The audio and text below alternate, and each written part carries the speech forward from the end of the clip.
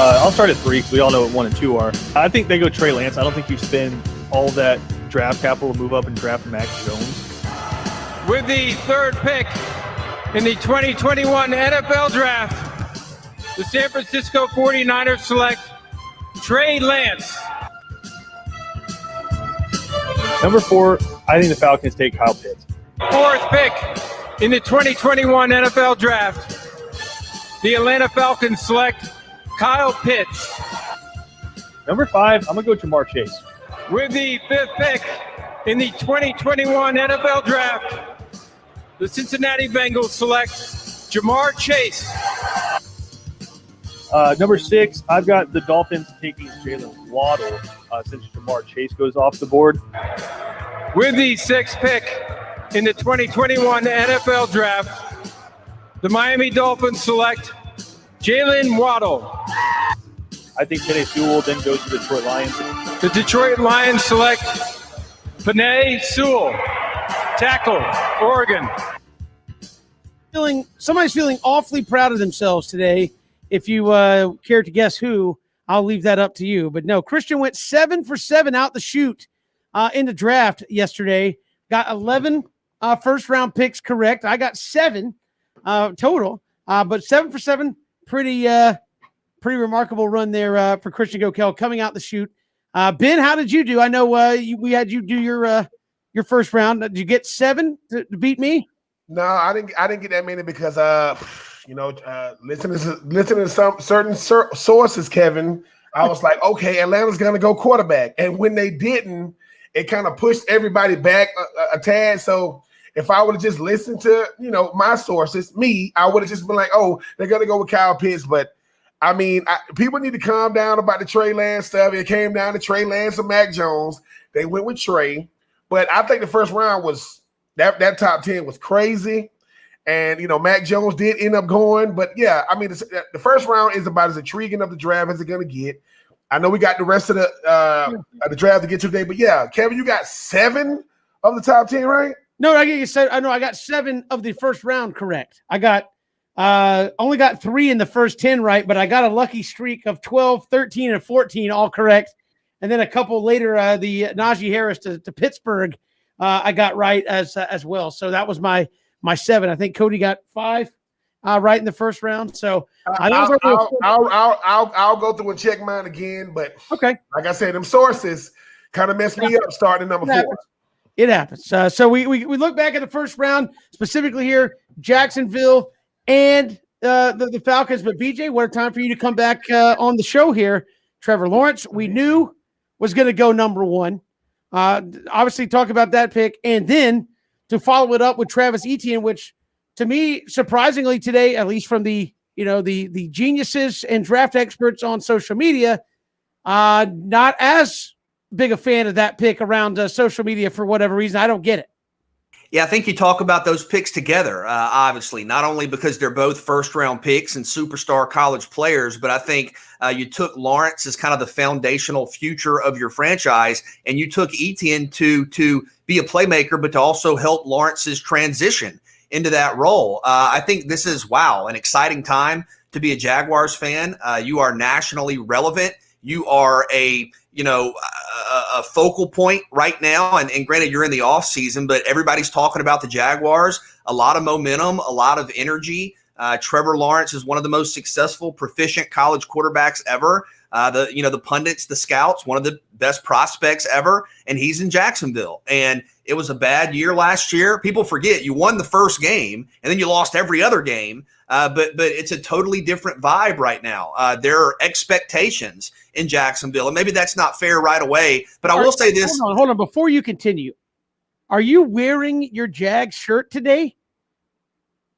No, my God. Oh, God. Gosh, Well, I mean, I don't just wear that. I mean, I have worn this shirt before, but listen, I want to say this about Etienne because I think it was a good pick and I think it was a smart pick. And I say that understanding and having discussed with you guys that there are other very real areas of concern on the roster, and we'll get into that later. I don't think entering this draft, you looked at running back and said this is a dramatic need, because James Robinson was really good last year as a rookie, had over 1,000 yards rushing, had 40 catches. But I think if you're looking at Travis Etienne as just being a backup running back, you're looking at this wrong. And Ben, you can correct me if I'm wrong.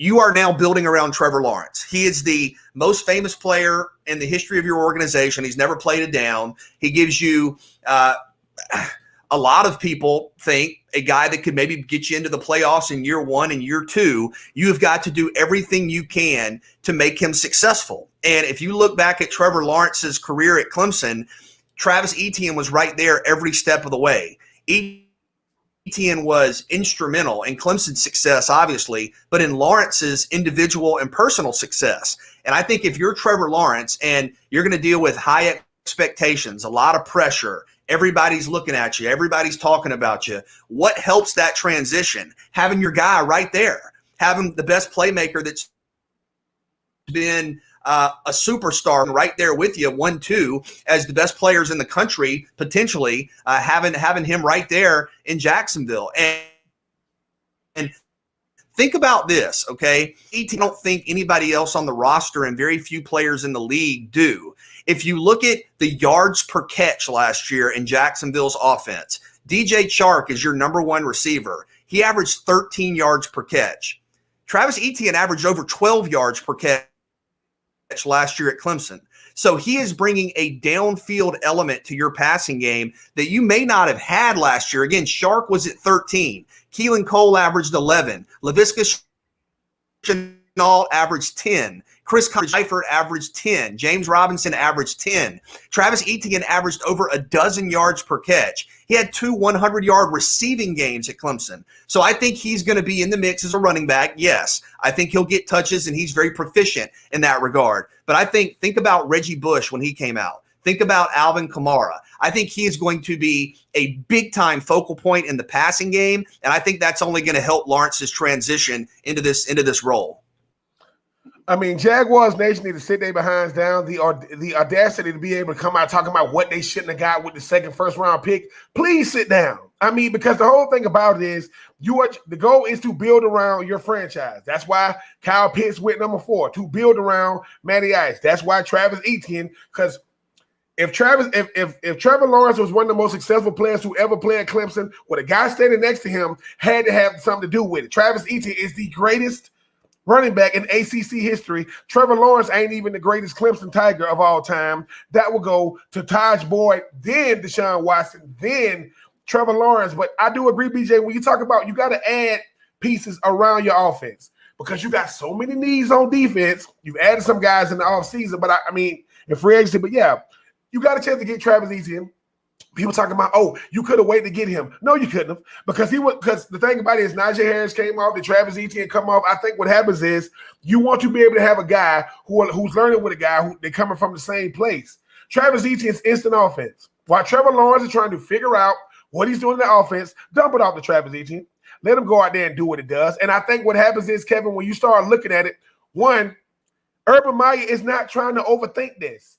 Urban Meyer is an offensive-minded coach. I want to make my offense better. And, dare I say, the average age of my offense at key contributors is 25 years old or less. That means you got guys under contract for the next 3 to 4 years, and you don't got to worry about going into free agency with these guys for a minute. Great pickup with Travis Etienne. And when he starts balling, tell those Jaguars fans to get the hell out the pool and quit acting like they know what they're talking about, because Travis Etienne was a great pick. Yeah, I think they'll sell plenty of Etienne jerseys there in Jacksonville. I think a lot of people I saw were upset, probably more at Urban Meyer's kind of phraseology where he's like, hey, we got Robinson and we feel like Etienne's a good third down back for us. I'm like, maybe you shouldn't say that. Maybe if you're Urban Meyer, you're saying that on purpose, to kind of troll. But people are like, we got a first round pick and we're going to get a guy that can only play one down. I'm like, I don't know if that's exactly what he was trying to say, but I think a lot of people got upset at that phraseology where you come out after the first round as a head coach. You're like, yeah, we feel like we got our third down back in the first round. And people are going, we need a first round pick to get that. I don't think Urban Meyer honestly thinks Etienne is the third down back. Maybe he's not the starter. Mm-hmm. Okay. but he's going to get plenty. He's not just going to show up when it's 3rd and 7 and that's it. I mean, would people prefer the phraseology, one of the most dynamic and efficient playmakers in the history of the sport? I mean, you're talking about a guy, again, that averages 8-9 yards a rush, 12-13 yards a reception. And Ben, you've told us about this, whether you're a receiver, whether you're a tight end, whether you're a running back. In the NFL, with the wide open offenses now, multiple playmakers, you've got to be able to make an impact on just a couple of touches. And I'm not saying 3 or 4, but the days of getting 25, 30 touches, you don't see that. You don't see that like Wilson anymore. Touches a game, 3 to 4. I think Etienne absolutely can. If you want BJ, I think that's a great comp when you start talking about a guy like Alvin Kamara, because we get so caught up in the production, right? Guys, I like Mike Evans, guys like Michael Thomas, guys like Jarvis, all these big time receivers. You know who got the most catches since coming to the league in 2016? That would be Alvin Kamara. He got more catches than all those dudes. And the thing is, Kevin, stick to what Urban Meyer said. If Travis Etienne is your 3rd down back, good luck with that. Because even if because catch the ball out the backfield, he got to pick up the blitz, and he can run that thing. Because the thing is, Alvin Kamara don't get a lot of touches. Look at the production. So that means Robinson. That means Carlos Hyde. Here comes the young guy, for which he's not a one-trick pony. So I do think if he's going to be the 3rd down back, could you imagine how many plays you can call for one guy on 3rd down? So, yeah, if you're in the AFC South, good luck dealing with that, because the kid don't need a lot to have a lot of production, and that means he's going to survive for 17 games, because it's not about what you do. Are you there at the 17th game? And that's probably the bigger point. You got an extra game. You got to make it through as well. Looking at the Falcons, I think home run, hit out of the park. Kyle Pitts there at number 4. Ben, you and I talked about this yesterday. Look, quarterback would be nice, but you don't need a quarterback. There is not another tight end you could get that plays like Kyle Pitts. There are certain guys you just can't go get another. Like that would be like saying, Braves, just go get another Ronald Acuna Jr. You can't get another one of those. Every college team is like, we'll just get a Nick Saban as our coach. Well, you can't do that. So when you have the opportunity to get somebody that is pretty universally agreed, there's nobody that measures like that, has the wingspan like that, that can run like that, matchup problems like that, you go get him, because you'll never get anybody like that again, statistically. So I think the Falcons home run there at number 4. Absolutely. I mean, the whole thing about it is this. I forgot about this. Terry Fontenot came from New Orleans, right? Terry Fontenot drafted Jimmy Graham. When Jimmy Graham was with New Orleans, he was unstoppable with him and Drew Brees. Jimmy Graham is what, 6'7"? Kyle Pitts, 6'6". Jimmy Graham is 265. Kyle Pitts is 245. Jimmy Graham ran like a 4.5. Kyle Pitts runs a 4.45. The only difference is Drew Brees never had a season MVP. Matty Ice has. I think, Kevin, when you start once again, Hurts, you talk about Kyle Pitts, talk about Justin Gage, you talk about Ridley, Cordell Patterson, and I know Julio would make it even unstoppable, but it's something we were talking about before the show, Kevin, Moneyball. You're not going to do what Julio does, but as far as like in the red zone, you can do what he does. Not the catches in the yards, but if Kyle Pitts gives you double-digit touchdowns, that's more than Julio has done in the last couple of years. Not his fault, I'm just saying. So I do think when you look at what Kyle Pitts brings to the table, who do you cover him with? Safety, not big enough. Linebacker, not fast enough. Cornerback, too small. And he's faster than most guys on the field, and he has the longest wingspan in tight end for a tight end in NFL history. He's gonna be wearing number 8.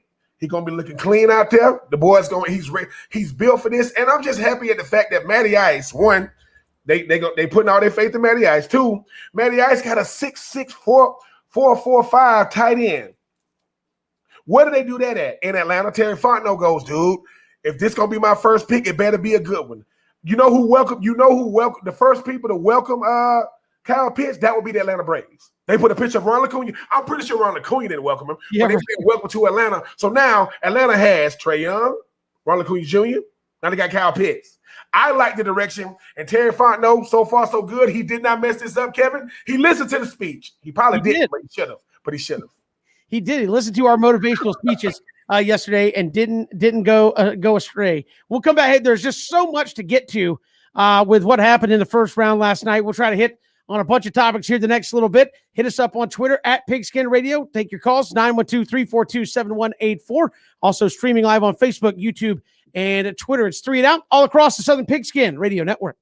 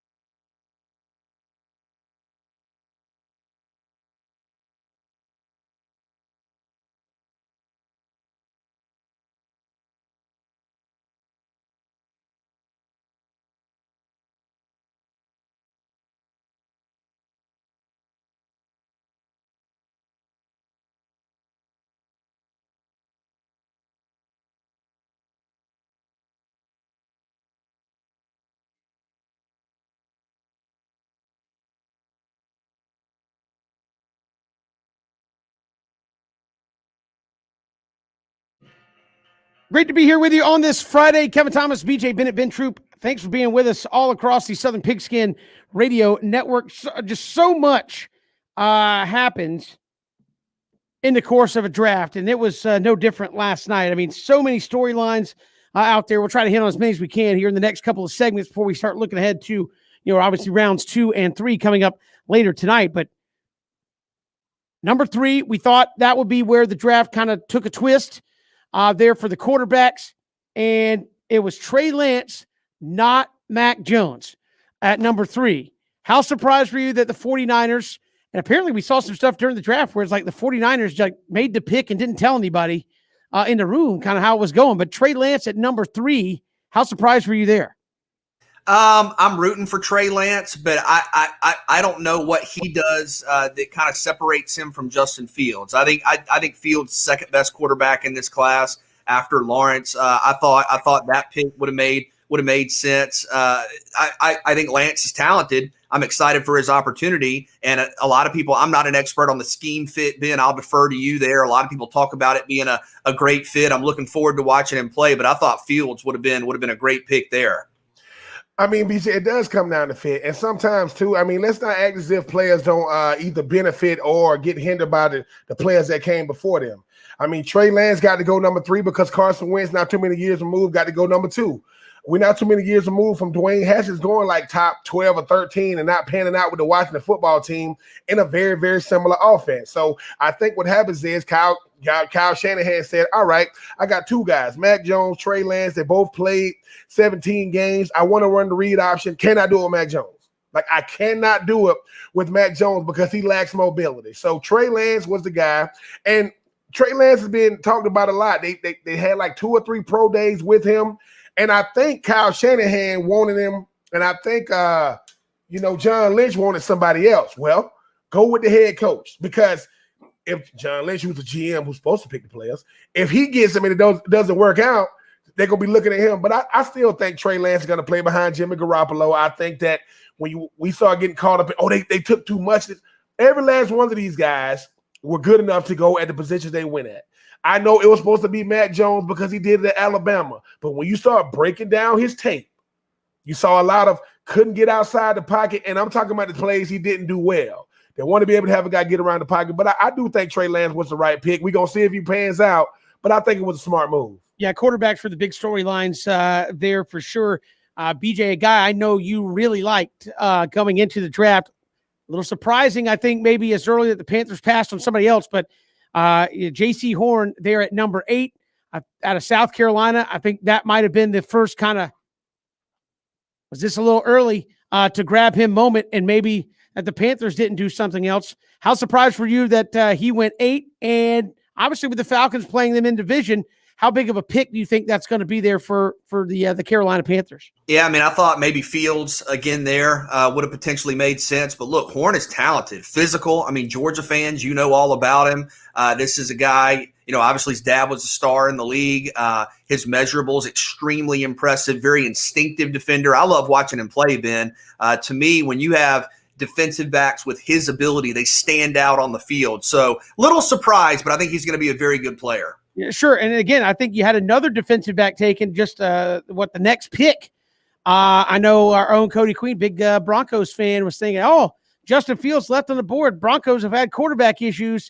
They bypassed Justin Fields for Patrick Surtain. Patrick Surtain is a great player. I think I had him going number 10 in my draft. I know Cody was a big fan of Patrick Surtain, but when you leave the quarterback out there, kind of a meltdown, Ben. But Patrick Surtain, the pick versus maybe what the Broncos left on the table there at 9. I think they look around their division. I mean, you just traded for Teddy Bridgewater. You're going to see what he can do to try to push a guy like Drew Lock. But when you look around your division, somebody got to cover Jalen Waddle. I mean, I'm sorry, somebody got to cover those receivers, at with the Raiders. Somebody got to deal with Kansas City. Somebody got to deal with the Chargers. And I know that Cody wanted to be able to go out there and get the quarterback, right? Well, you got one and you traded for another one. How many quarterbacks you think you're going to get? You're going to try to get every available quarterback, deal with Patrick Surtain. Defensive player of the year in the SEC got to mean something. With all the guys that played in it, I think he's going to be a first-day starter, and I just think they're trying to be able to slow down that division's number 1 receiver. And, I mean, is Patrick Surtain is big enough to run with Darren Waller. Not as big as him, but you're going to have to find a way to slow down some of these top receivers in that AFC West. BJ, then you see Justin Fields go a couple picks later at number 11. I know people were melting down pre-draft with guys coming out saying, Justin Fields, I have him falling down to the 30s in the first round. He goes 11 to Chicago, and Ben and I talked about this earlier in the week, where sometimes people fret and freak out about where guys fall in the draft, a la Aaron Rodgers, and sometimes it turns out being a great place for them to play. Justin Fields to Chicago, pretty good pick there by Chicago to jump up from 20 and get him in a division where Aaron Rodgers has said, I don't want to play for the Packers anymore. Detroit is Detroit, and Minnesota, while they're a good team, I don't think they scare anybody necessarily. So to me, Chicago, excellent pick there with Justin Fields. I agree. I think it's a great pick. And I understand you had to move up. You had to give up some draft equity, but you have to do that sometimes. You're talking about a lot of people I feel a generational prospect. I think this is a true franchise guy, once every couple of years type guy, and should have been the number 2 quarterback taken in my mind. You know, some people could say 3, whatever, but he's absolutely a top 5, top 3 caliber player. And to get him on a team that was in the playoffs last year, that has a really good roster, that has, Robinson and Mack, and has foundational pieces, I think this was a really good decision by the Bears, and I think Fields is in a good spot. Ben, then obviously the quarterback's the talking point of the first round. Then it was, hey, Mac Jones was going to go number 3. Then he slides. And, old Bill Belichick, just biding his time, goes out and get Mac Jones. And at the end of the day, everybody's like, yeah, that kind of makes sense. Bill Belichick got the quarterback that probably fit him the best. But you have Cam and you have Mac Jones. How do you think Bill Belichick works that dynamic here in 2021? 21 years ago, they went out there and drafted a guy by the name, of the GOAT, Tom Brady, right? And what did they do when Mac Jones took his shirt off? What did he look like? Tom Brady. And the whole thing about it is you always want to get that old thing back. He went to the best place for him. Now, Cam played the way he played last year because Stidham and those guys was behind him. He didn't have a first rounder behind him. I think when you know that the guy behind you is going to be the future, is going to make Cam play better. You want to be successful, make sure that the young guy behind you pushes you. Mac Jones said, I wanted to go to New England. What did Mac Jones just leave? I had weapons around me, I had a running game, and I had a defense. He's going to New England. He's going to have weapons around him. He's going to have a running game. He's going to have a defense. And he's going to have Bill Belichick. I think that if Justin Fields was to steal, Mac Jones went to about as good as a fit as you're going to have when Mac Jones runs the offense, it's not going to look like when Cam runs it, because Cam can run. Mac Jones cannot. You know who else can run? Tom Brady. So all I'm saying is Cam Newton is playing for his football future, but the future of New England, he got drafted yesterday. It's Mac Jones, and if Mac Jones can take quarterback into another level at Alabama behind Tua, I don't think he's worried about Cam Newton in front of him. Yeah, it's good. That one to me is going to be the most interesting one of the draft, how it kind of plays out. I think some of the other guys went to some great situations. We'll come back. A lot of head scratchers in round number 1. It wasn't all like, "Ooh, we got the best guy." A lot of head scratchers out there in round number 1. We'll hit some of that when we come back as well. It's 3 and Out all across the Southern Pigskin Radio Network.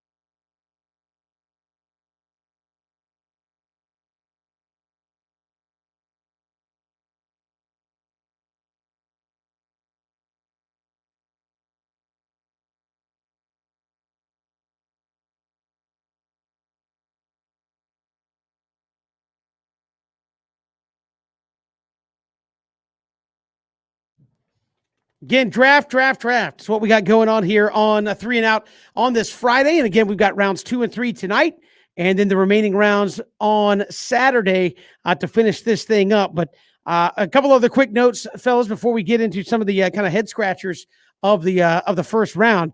6 Alabama players go in round 1, and I mean, you start looking at the next best available players. I mean, there could be 2-3 more go tonight in the second and third rounds. I mean, absolutely insane the amount of talent coming out of Alabama. It's remarkable. And normally, historically, you think about Alabama, you probably think about linemen. Man, the playmakers now, I mean, it's remarkable. The wide receivers, the quarterbacks, the running backs. So yeah, they are college football's talent hub, no doubt about it. Now, I was just gonna say real quick, Kevin. I mean, you talk about breaking records. I mean, that 04 draft with those Miami boys. I think that's what they tied the record for. I think Miami had 6 in that draft. So yeah, I mean, history repeating itself way in 2021. Yeah, and Alabama just loaded. Najee Harris, one of those Alabama guys, goes to the Steelers.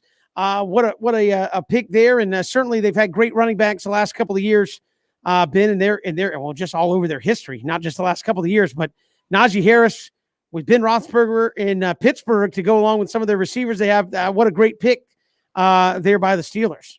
Yeah, and the thing about it is, I mean, it's very, very similar. I mean, I know I was just talking about, Mac Jones being able to replace a guy like Tua. If you think about a guy like Najee Harris, I mean, he's coming from the creme de la creme in college football, going to one of the most prestigious organizations in the NFL, and he's built to be a Steeler. Not really impressed by anything, just go out there and get his work done. And when you look up, he's the all-time leading rusher in Alabama history, and that's saying something when you talk about that position. But yeah, Najee Harris was built to be a Steeler.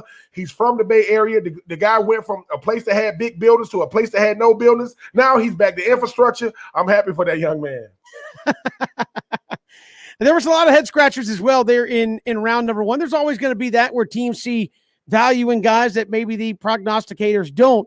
But maybe the biggest head scratcher of all, we talked a little bit about last segment, guys, and that was the Broncos passing on Justin Fields or Mac Jones even, and you go Patrick Surtain. I mean, this is a team that has struggled for quarterback since, the John Elways and Peyton Mannings have moved on from Denver. Why pass on a quarterback when you had not one but two? I mean, I know Kyle Trask is still sitting out there if you want to go second round, Jamie Newman's and others, but certainly none received the kind of hype that, Justin Fields and some other guys had in this draft, and he was sitting right there for you to bring in at quarterback. I agree, and I think that would have addressed a big question. And Ben, I know you were joking with Cody. Hey, you have so many quarterbacks, right? And Denver has, to Kevin's point, really for years now struggled to find the right guy, struggled for consistency, and I think to get Fields or Jones would have made a lot of sense. But I also don't want to, I do think Patrick Surtain is a very impressive player. Like he's a really good player. He's going to be a great pro. But it's not just about him. It's about, the quarterback you could have had. And I think that's going to be hard for Broncos fans to, and Cody's in the background there, to not think about what could have been with one of these quarterbacks. You passed on the quarterback, and that is unexpected. So ultimately, he likes the player, just you had a chance to get a better pick, and you passed on quarterback, which obviously is the most important player on the field in the National Football League. I mean, Kevin, at the end of the day, I mean, what are we saying here? The last good quarterback to come out of Denver was Peyton Manning, and he didn't even start there. I'm just saying, they had Jay Cutler, and think about it. You go Jay Cutler, and then you go, hey, man, who we got? Hey, man, let's get this dude named Brock Osweiler. They're not good at picking quarterbacks, and the thing is, who's picking them? John Elway, the greatest quarterback in Denver history. He's the one picking these people. So I'm happy for Justin Fields because he did not go to where most quarterbacks go to die. Sorry, Cody. I love you, man. But at the same time, if y'all best quarterback since John Elway had nerve damage in his neck, that's the only reason why he ended up out there. He would have never left Indy. Yeah, listen, you got Jerry Jeudy, you got Noah Fant, you got some good players. Try to go out there and develop. Get Teddy Two Gloves because Drew Lock, I think the word is out, son. I don't think they want your services much longer out there, in Mile High. Very, very interesting. Then you have the Jets. I mean, the Jets are the Jets, right? I mean, they go out, they make a good pick at 2. We'll see how that plays out, and then trade back up in the first round to get Vera Tucker there along the offensive line, a guy that, again, might have been available a little bit later in the draft. Why move up so much to get him? You want to be able to protect the franchise. I think what happens is right now you're looking around and saying, okay, the Joe Burrow effect. Cincinnati goes out and get Joe Burrow. He missed the season because you ain't got nobody to block for him. At least you want to be able to have the face of the franchise make it to 17 games. I don't know how he's going to look after 17 games, but you got so much you need on that team right now with the Jets. And think about it is, Kevin, listen, it's the Jets. Like, it wouldn't have mattered who they got the second pick, right? Would it really have mattered? They was ready to boo. They did not boo Zach Wilson because they've heard his name for the last 3 months. And that's what the Jets do. The Jets be booing people like they're this storied franchise that everybody want to play for. Stop it.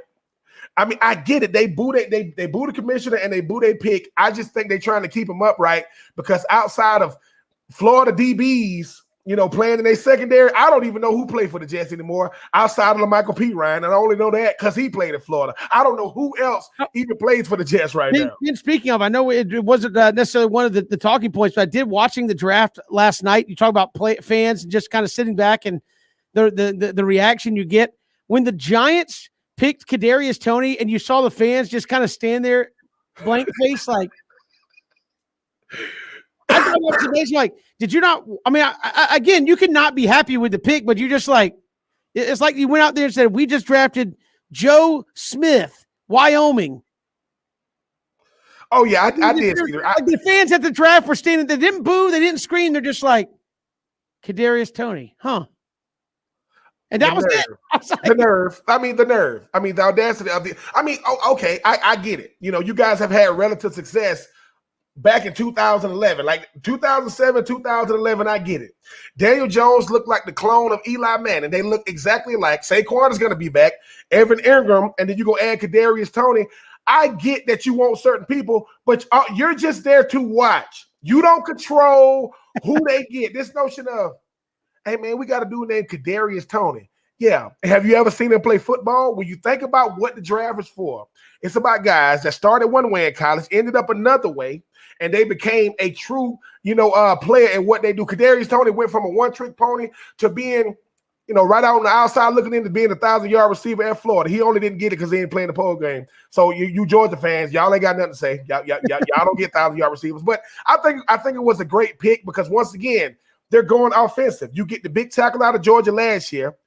You talk about Evan Ingram. You talk about having a healthy Saquon, and you add a guy in the slot like KT, you got a shot to be good. Now, when he start balling, those same fans going to wear the jersey, and they're going to start lying. Deniability is what's going to be going on moving forward, Kevin. I don't remember saying about him, we got you on tape, sir. You were on camera in the draft at Cleveland. But, Kate, listen, Kadarius Toney, he's made believers out of people since he got to college. Yeah. A young man like to make music, and dare I say, they get another cat from Atlanta because if I'm not mistaken, I think Evan Ingram is from Atlanta too. So they like them Georgia boys. Yeah, BJ, the Raiders. I know a lot of people said maybe too early with Alex Leatherwood, but I know that's a guy you have talked about, obviously, since he was playing early on in college football. But the Raiders, a lot of people said reach for Alex Leatherwood because maybe you could have gotten him later in the draft, but.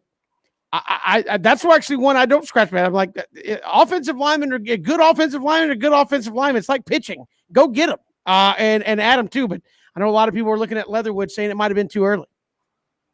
I don't get the criticism here, and I think it's a dangerous game to try to say, oh, he would have been there if you could have traded back, or he would have been there in the second round. You don't know that. If that's your guy, you get him. And I haven't understood kind of the lack of affirmation around Leatherwood the entire process. He's 6'6". He's 320. He's the next in line at Alabama. He was spectacular at Alabama. And look at these Alabama offenses the last couple of years, right? Najee Harris just rushed for 26 touchdowns, led the nation. Mac Jones just set a new single-season passer rating record for college football historically. Who was up front doing the work, allowing those guys to make plays? Alex Leatherwood and others, but Leatherwood is a great tackle prospect. I think he absolutely is a first-round pick, and I know it's become kind of a draft tradition to criticize the Raiders and whoever they pick. I think this was a good pick, and maybe he's there 5 picks down the line. I don't know, but you need a tackle. He's a great prospect. You got him, and I think it's a good pick. This guy's going to be a star in the league for 10 years. And Ben, I almost think just quickly, Ben, it's almost like we've gotten bored with Alabama players that, they're so predictable, so good that don't have the excitement around them. Leatherwood is a star, and he's going to be an anchor in the NFL. And let's not forget, I mean, when you talk about GMs, I mean, who has more experience at the GM position as far as like knowing talent than Mike Mayock? This is what Mike Mayock used to do. I mean, Mike Mayock used to be the guy, talking about, all these players coming out. So I do go back to Alex Leatherwood when he got drafted. I don't know who that was standing in front of him. He was like, listen, this is my airtime. Move out the way, because he heard about what they were saying about him. But this is why you do not look at mock drafts. If you are the left tackle for the Crimson Tide and you don't go first round, I've never seen that happen. They left tackles are not allowed to go in the second round. So that when he got picked, it's because it's the Raiders, not because of who it was. Derek Carr is your guy. You got to keep him upright. So, I mean, last year you got Henry Ruggs. Nobody said nothing. Oh, Alex Leatherwood played with him because Tua blocked for him. So, yeah, I think it's a good pick, BJ. He adds versatility. He's coming from Alabama, so he knows how to play football. Yeah, one more quickly here before we have to step aside. I know a lot of people were not because of Eric Stokes, the player, but a lot of people were saying Green Bay getting Eric Stokes out of Georgia was kind of the final thumb at Aaron Rodgers in this draft, who said, look, I do not want to play for Green Bay because I don't like the front office guys. And obviously they haven't gone out of their way to give him a lot of help offensively. And then first round pick, they go and get a corner in Eric Stokes. So not his fault, but a lot of folks were more intrigued by that pick by saying, yep, they don't care that Aaron Rodgers is mad at him at all. Yeah, they're trying to stop some of these offenses. I mean, the last time we seen Aaron Rodgers, I mean, he was on the sideline, for the field goal kicker to come in. But the problem is he don't play defense. I mean, Alexander at the other cornerback position is elite. Outside of that, ain't much to talk about, because those two bookend ends, I mean, if they can get blocked, you got to have somebody. You cannot coach speed. You cannot coach athleticism. And Stokes has both of those things. I mean, 4.34 or 4.28s or 4.31s ain't just walking around on the street, Kevin. Hey, man, just go find another 4.3 guy. And the thing is, the guy was elite. He was an elite talent at Georgia. I mean, he played at Georgia. We talk about where he played at Georgia. Who they play? Alabama, Florida, Auburn, LSU. Was he pretty good? He was.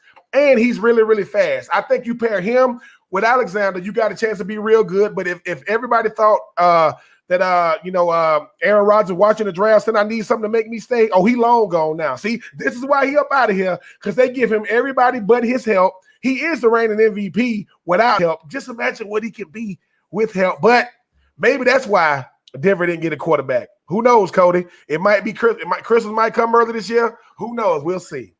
That would make Cody's day if that actually happened. If that actually happened, he would need some time off to go celebrate Aaron Rodgers going to Denver. We got so much more to get to here on 3 and Out. Continue looking at the draft. Obviously, we have 2 more rounds coming up tonight and even more on Saturday. We'll look ahead to what's to come for Jacksonville and Atlanta. This is 3 and Out all across the Southern Pigskin Radio Network.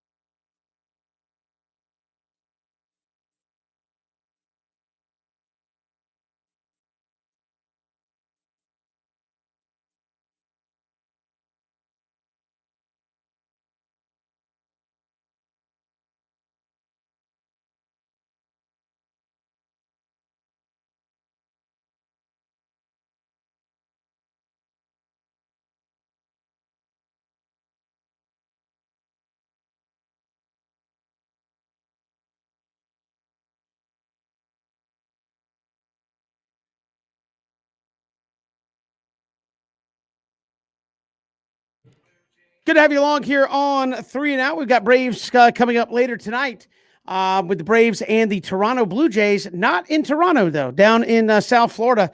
But the bad news, if you are the Atlanta Braves, well, some good news and bad news. But the bad news is Mike Soroka transferred to the 60-day IL. So with tomorrow being May 1st, that if you just add the days up, that's end of June, 1st of July, before he is able to come back there in Atlanta. So we will not be seeing Mike Soroka anytime soon, BJ and Ben. We will see Sean Newcomb back, who I believe might be eligible to pitch as early as tonight after coming off the COVID protocols. And Kev, all offseason, all preseason, Soroka was one of the big talking points around the Braves, and maybe him coming back earlier than expected. What's your read on this? Yeah, I mean, it's easy to say you pushed it, but I mean that was one of the things where the officials like, look, it's going to take this long to come back, and everything we heard in the offseason was June, right? We heard, hey, he could be back by June, and then it was like, oh no, I'm going to be back first part of May to I'm going to be back the second week of the season. And I'm like, are we trying to push it a little much there in getting him back? So I look at that and say maybe they rushed it a little bit, and now it's probably pushed him back another month on the rehab. But obviously, if the Braves are playing good baseball, the most important thing is to get him back in the rotation, probably post All-Star break, 1st of August, to really get him ready to go if you are in postseason contention at that point.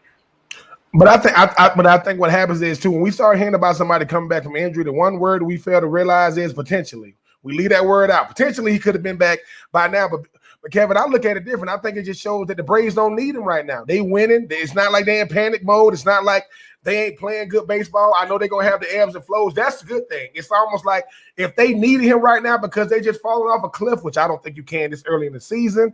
That's because you don't want Mike Soroka going back on the DL once he comes off. They want to make sure when he comes off the DL, he's good for the remainder of the season. And it's always, you're a great player when they exercise caution.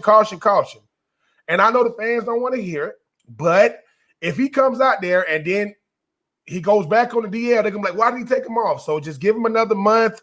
Now, another 2 months. Now, 2 months from now, Kevin, it's like he's going now it's gonna be what's going on, Snit.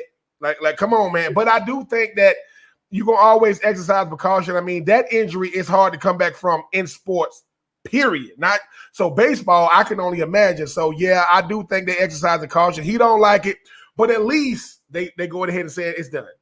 Yeah, and 60 more days. We'll see if he's ready to go. Sean Newcomb should be back with the club starting this evening. We'll come back, take 3, and more draft coverage next. 3 and Out.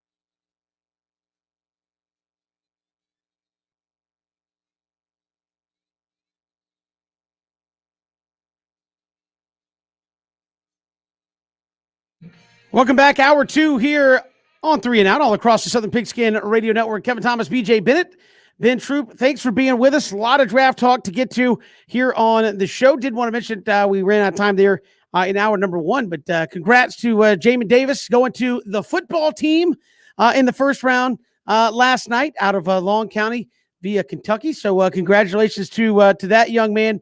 Again, headed up to D.C. and another first rounder out of Southeast Georgia, BJ and Ben. Really talented football player. Excited for him. You're talking about a guy that had over 100 tackles last year, 3 interceptions, including a pick 6 at Kentucky. Speed. He's the modern linebacker. So congratulations to him, and looking forward to watching him play at the next level. All right, go ahead, Ben. No, I was just going to say, I agree, BJ, man. Congratulations to him. When you talk about the new breed of linebacker, I think he definitely represents the new age of linebacker, cover linebackers that can do it all. That being said, it's 4 o'clock. Let's take 3 here on 3 and Out. All right, fellas, take 1. Which first-round QB, and there's quite a few of them, wins the most games in year number 1? I think that's the key phrase. In year number 1, I'm going to say Justin Fields. Trevor Lawrence, number 1 overall pick, but you're going to a team that won 1 game last year and lost 15 in a row. 15 games in a row. So, Fields is going to a team that was in the playoffs last year, has a really good roster, and I'm really excited to watch Justin Fields play with the Bears. I think they're going to be potentially a contending team. So I think Justin Fields. He's got to beat out Andy Dalton. Yeah, I mean, Justin Fields is definitely the pick, but I think what happens is I'm just going off what Cam didn't do last year. Cam did not play good last year, and Cam only played longer because of those guys behind him. Well, if Cam Cam had, I think he had more rushing touchdowns last year than he did passing touchdowns last year. If he gets off to a bad start this year, Mac Jones is going to play sooner rather than later. And the thing they do in New England that nobody else does, they build the confidence of their quarterbacks and not tear it down because they're going to make sure the foundation is set around him. So for me, I'm going to go Mac Jones. I think he'll end up, winning more games because I think Cam's going to mess it up and he's going to have to come in and clean it up for him. Yeah, that's tough. I mean, I think Trevor Lawrence, we already know, is going to be the starter, but I mean, you're going to have to win 6 or 7 games probably to get over on some of these other guys, depending on, like I said, if Fields beats out Andy Dalton. I know, BJ, you kind of like, yeah, that's going to happen, but you still got to go do it. Mac Jones still got to go beat out Cam Newton for him to play. Man, I guess I'll go Justin Fields by default because he's going to have maybe the best team, and we'll see about – I guess my number 2 would be Trey Lance with San Francisco, just from the players around him. But no, I'll go Justin Fields just because he's probably on the best team in the best scenario to actually win games in division. So I will say Justin Fields, but it might be pretty close. But yeah, I mean, Jacksonville, they better hit it out of the park again these next 2 nights before anybody starts. I mean, who did we talk to earlier this week that said they thought Trevor Lawrence was going to win 8 games potentially? It was John Shipley, Jags Report. Yeah, so he thought Trevor Lawrence 7-8 wins in year number 1. Whew. I mean, maybe, but they better draft pretty well tonight and tomorrow to couple up with what they did last night. That's a lot of pressure. Look, the pressure's going to be there. You're the number 1 overall pick. I mean, the pressure is the pressure, but yeah, you still have some roster questions, clearly. All right, moving on. Take 2. Which current NFL quarterback was the happiest after what happened in round number 1 last night? I mean, Matt Ryan, you could probably say a couple of guys, but you're Matt Ryan. You got Kyle Pitts, man. Kyle Pitts is an incredible playmaker. I mean, you're talking about. And more importantly, they did not take a quarterback. Yeah. I was going to get to that. But, Kyle Pitts is a guy that is a matchup, an impossible matchup for an opposing defense. I mean, the highest drafted tight end ever, a guy, Ben, obviously – you know his game well. This is a guy that is going to be a star, and he's immediately now a part of your offense, a focal point. And then there were talks that you were going to get a quarterback. Could it be Fields, Lance, Jones? Who you're maybe in a situation a couple of weeks ago. You're thinking Matt Ryan, where might I have to kind of compete for my job, if not this year, next year? And we didn't see that come to fruition. So no quarterback taken, and you get the playmaker of all playmakers. I think it's Matt Ryan.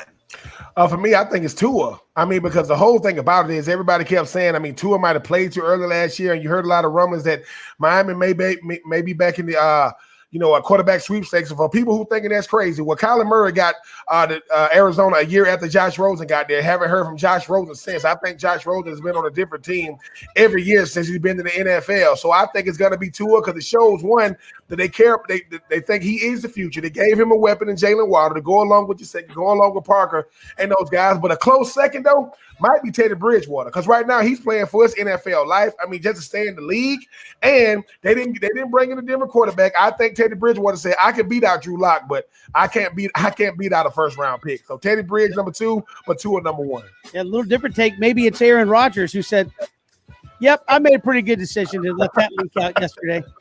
Yeah, I'm pretty good. Yeah, hey, I don't want to play here anymore. Fine, we'll go draft defense. Okay, yep, that just solidified I'm good with the decision."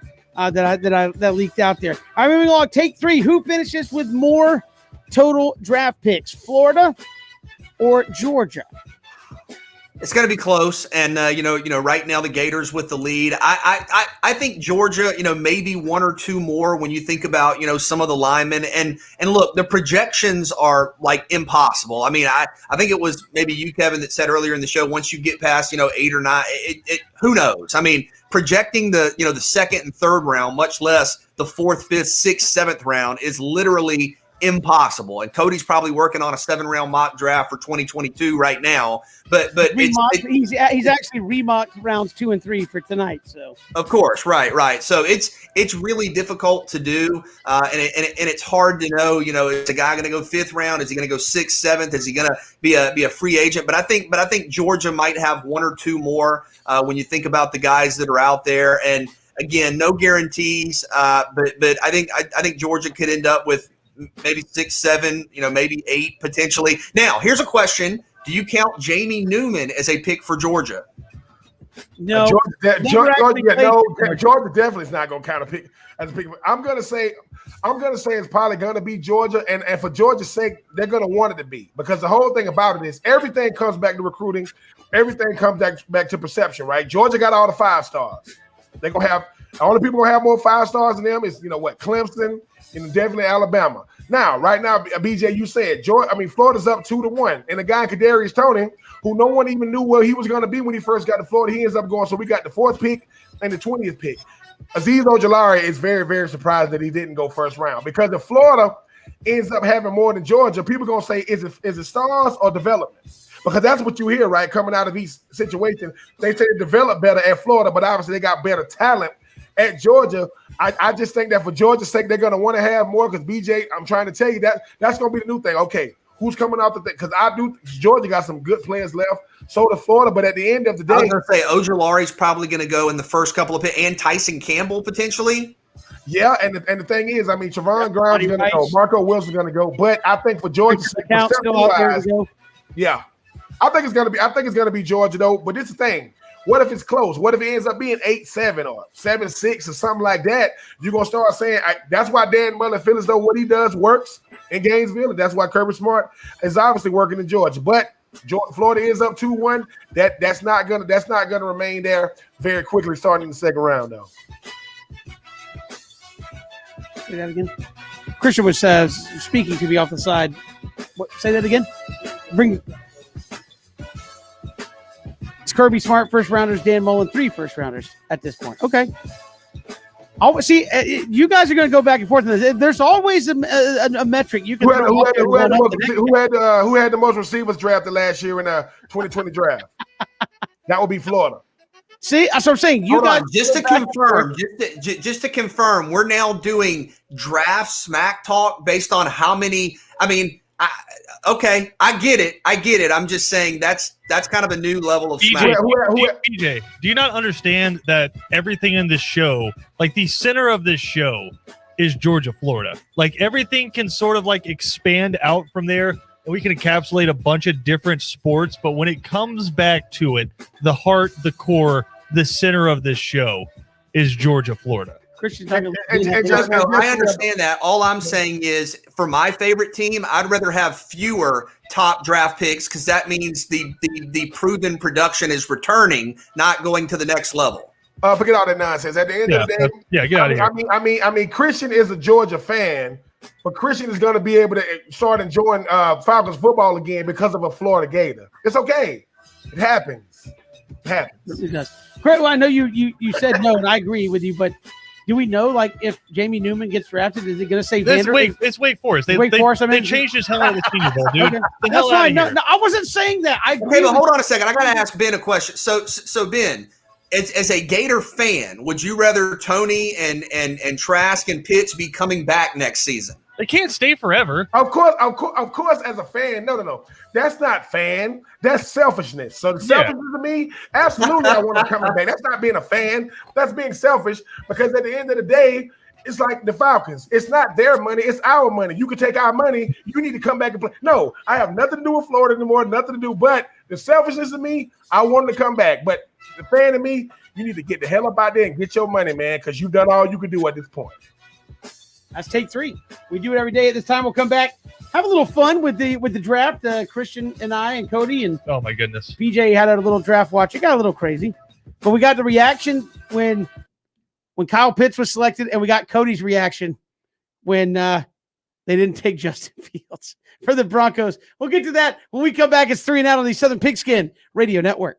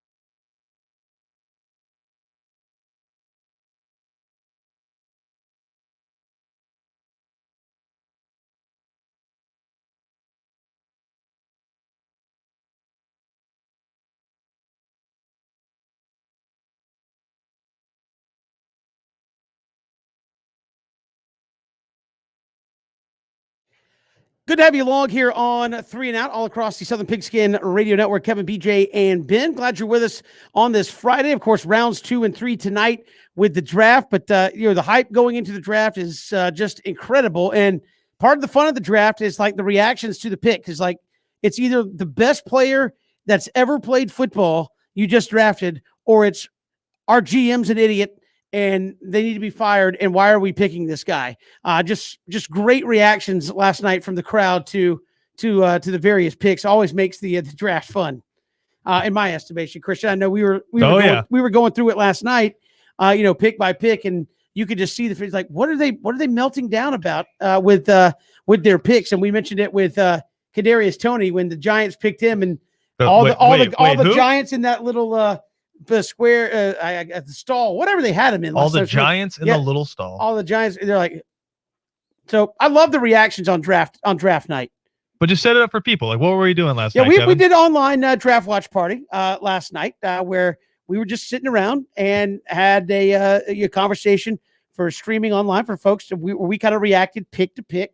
People were reacting with us, yeah. As the draft, I think the reaction of the night for our group was Cody. Yeah, so with the Broncos pick. I mean, it was amazing. So for those of you who didn't watch, the Kyle Pitts selection was more of just like there wasn't an over exuberance from us. It was more of a sigh of relief. Of course. As we were just like, all right, we got Kyle Pitts. We can move on from there. But guys, let BJ and Ben watching Cody as picks like 7 and 8 came through and he realized Justin Fields was going to be on the board was unbelievable. But to also set the stage for you, Cody's TV was about 30 seconds behind mine and Kevin's.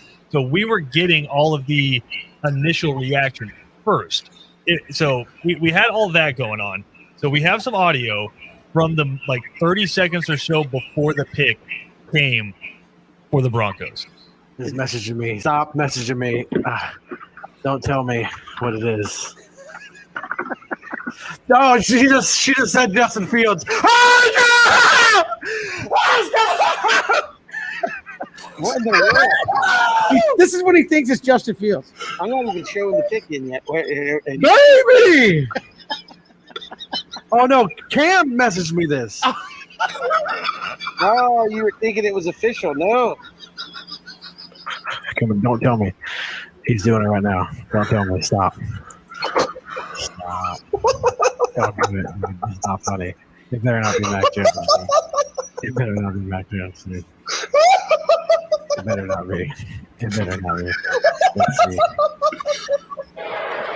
With the 9th pick in the 2021 NFL Draft, the Denver Broncos select Pat Surtain, Jr., defensive back, Alabama.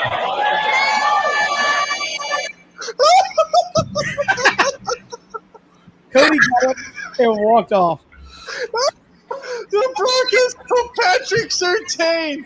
Oh, Justin Fields wasn't tall enough. He's not tall enough for John Elway.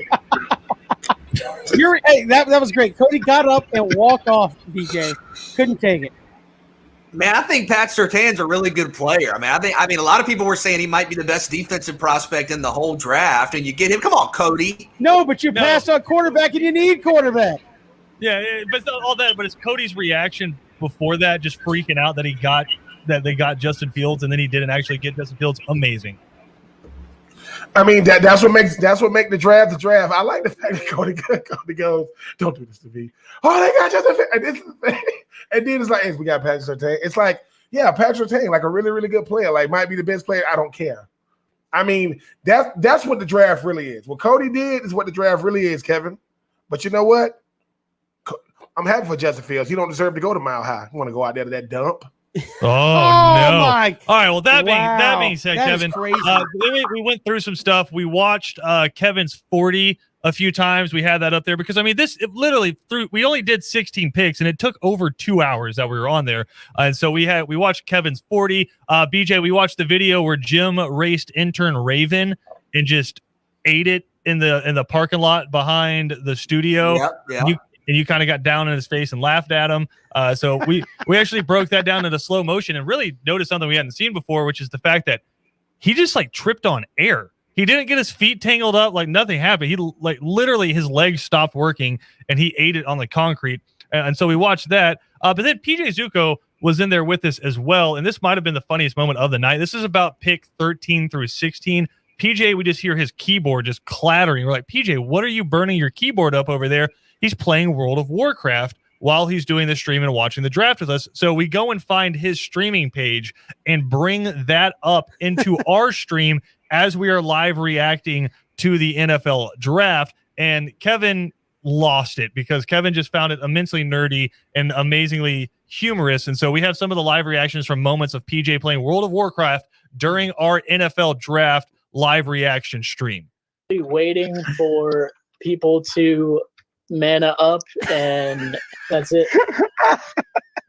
Oh, hold on. Yeah, I am.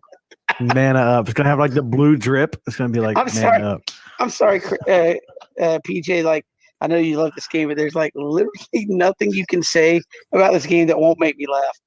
You're still clicking things. What are you getting set up there? So I was just typing up people. Sorry. I'm sorry, you haven't even said anything, and I'm laughing. I'm sorry. All right, now we're going in here. We're going in. Let's get after it. Oh, we're going. Hey, we're here giving honest answers. Yeah, mana up. Hashtag mana up. No, they have to. That's the great thing about me. I don't have to mana up. I'm ready to go. Yeah, it's PJ's just the healer. PJ's always manning up. I'm ready to go. PJ's Oh, always manning up. oh, jeez. I'm good to PJ. go. Yeah, that's basically it. So this is, I guess, kind of like WoW's version of Mordor, kind of. Interesting. Is this Lord of the Rings? Laugh at Mordor, dude. Kind of. Don't you dare. No one simply walks in a freaking Mordor, dude. Well, That's PJ it, does. PJ does. Yeah, apparently PJ does. Yeah. With his raid party. Well, I know. of course Now it does. this blue stuff falling on you, is that good or bad? That's actually good. That means All right. oh God, I can't say. That means our mages are getting a AOE coverage in there with their blizzard. So good. Nice. Yeah, that is the total Nice. BJ Bennett thing right Look there. at- look 'Cause at you're these like, guys, the mages man. are hitting guys with, Yes, the, with this. now, all the stuff you accused me of doing. PJ was actually doing that during the draft last night. I knew Amazing. it was over when we were like, so what's that blue stuff falling from the sky? And PJ just kind of put his head in his hands and he was like, that means our mages So what is the point of this game? Like what is the backdrop? What is happening? they were it was PJ This is and like literal wizards and stuff. well, that no, it PJ was literally like PJ, and I'll give him respect. They have way more friends than I do. It was like PJ and like literally 50 other people were storming into like some level of hell to defeat some demons in this video game. And yeah, there's like 50 of them. They were getting after it. It was immensely. We had like the most viewers we had last night was when the Falcons were making their pick, but easily second place was when PJ was getting after it through the depths of hell in World of Warcraft. Yeah, his mages were on point last night. Yeah, he equipped the sword of 1,000 truths. Yes. So hold on. So when BJ used to tell Kevin, so Kevin, what are you over there doing? Playing with Dungeons and Dragons? And Kevin would go, yes. I mean, I am. So I used to be like, okay, so Kevin and Christian play the game at night. And sometimes Kevin checks up on PJ and is like, dang, man, he got a bunch of friends on him, man. Like that's what I don't like. I don't like the fact that he don't have to play with us because he got and the thing is, and the fact that he knows like the graphics. I don't know what the graphics are. I know the characters. That's the stuff coming from the city. Yeah. That's because I'm on level 19. Maybe you stop messing with me. I'm thinking that y'all gonna get to like the Mika Parsons pick, but you know what? I mean, Cody's thinking that I don't know. Justin Fields is going to Denver. No. Then I mean, PJ is playing Dungeons and Dragons or Warcraft or whatever. Warcraft, yes. Warcraft with Berndorf, who just killed, Elanzer. I listen. The fact that y'all can keep up with these names and Kevin goes, Yeah. if I'm being honest, I mean, PJ's very impressive on Lord of Warcraft. He's really, really good at it. Apparently, but not during the draft. Please. Oh, some breaking news. Just to not to ruin the fun. Okay, sorry. Well, some breaking news before we start talking about like where the Falcons are going to go. The Falcons have signed AJ McCarron as a backup quarterback, so that might impact the draft. And I know a lot of people thought maybe they pick up a quarterback at some point tonight, but they have signed former Alabama quarterback AJ McCarron. So does that mean their run of ex-Virginia quarterbacks as a backup is coming to an end? I don't know. Ben Kirk's still there, man. He's fighting for a job. I mean, but literally, you've had like 4 Virginia quarterbacks backing up Matt Ryan. Please name Have all you not- 4. I probably can't, but it was Ben Kurt was one of them. Matt Schaub. Matt Schaub, who's been in the league for did TJ Yates go to Virginia? No, he I didn't. went to North Carolina. Yeah, Kevin. But no, who was the didn't they get the emergency quarterback for a minute, the guy who went to Virginia out of I'm forgetting his name, out of Wayne County, went to Virginia, then to Georgia. Grayson Lambert never played.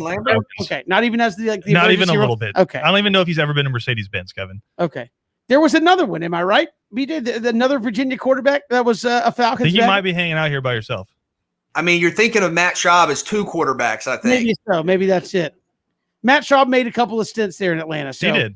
Now you've got Ben Kurt. I will give you first Matt Schaub and second Matt Schaub. So now we're to 3. Yeah. Who's Maybe there wasn't one? a fourth one. Unless Michael Vick played at Virginia Tech. Is that maybe like where you're at? Did they have Brooks? Was he a backup? I'm probably going too far back now. I'm gonna mess it up. Whenever you have to snap your fingers and say you're probably You guys looking at me with the blank stare like, I don't know what you're talking about. I didn't know that AJ McCarron was still in the league, let alone being a backup. But he was with the Bengals. I'm just saying. I mean, what's up with it? No excitement on the AJ signing. Dang. Listen, Atlanta picks backup quarterbacks the same way we pick up old defensive linemen. They're just not good stuff. That's it. That's Did just what Chris Atlanta Redmond go to Virginia? No, Chris Redmond was Louisville. All right. Louisville. Yep. Nice job, Kevin. I see that. I got remembering people's names. Not so much. You say the name, I can do that part, somewhat competently. But Matt Sims. That's Texas, right? Matt Sims was a Falcons backup. He sure was. Wow. Yeah, you guys want to do this show? I would have never got. You guys want to do this show because we get to a very dark era of Falcons football. Yeah, between Mike Vick and between Mike Vick and between Ben Anderson Matt saying Ryan. Brian Randall. Brian Randall played for the Falcons. Brian Randall went to Virginia Tech. I'm saying, Virginia. Oh, he was saying as a Virginia. You guys want to talk about the Byron Leftwich era? I was Virginia only. I'm sorry, I was a part of the Byron Leftwich era, and yes, there was. With the Falcons, you were part of the Byron Leftwich era with the Falcons. Yeah. Ben, you played for the Falcons? No. I was about to say, I'm not going to doubt you. That was a very dark time in Atlanta Falcons football history. So I mean, most of the time in Atlanta's dark. I mean, these last 2 seasons have been dark, and I'm just trying to get out of the dark ages. Last 3 seasons, Ben, it's been bad. Any more that stand out or bad backup quarterbacks there? We had Dominique Davis for a little while. That was fun. I don't want to get into this hurts. Keep going. No, this is good. This is bringing up some dark memories. Did you Google Falcons backups? I just Googled Falcons quarterbacks, and but once you get past Mike Vick and Matt Ryan, it gets rough. You know, nobody else plays. The old Joey Harrington era. Yeah. God. Like Chris AJ McCarron, I like that. At least he's a recognizable name. Like this is obviously before my time, but you guys literally had to do shows where you were previewing Atlanta Falcons games where Chris Redmond was going to be the starting quarterback. Mm-hmm. That's tough. It is. That's we've come a long way. That's tough. Needless to say. Yeah. We got more to come. Speaking of that, we've got more to come. Some great things happen in the draft that are kind of interesting as well in terms of reuniting players in the draft. We'll get to that next. It's 3 and Out on the Southern Pigskin Radio Network.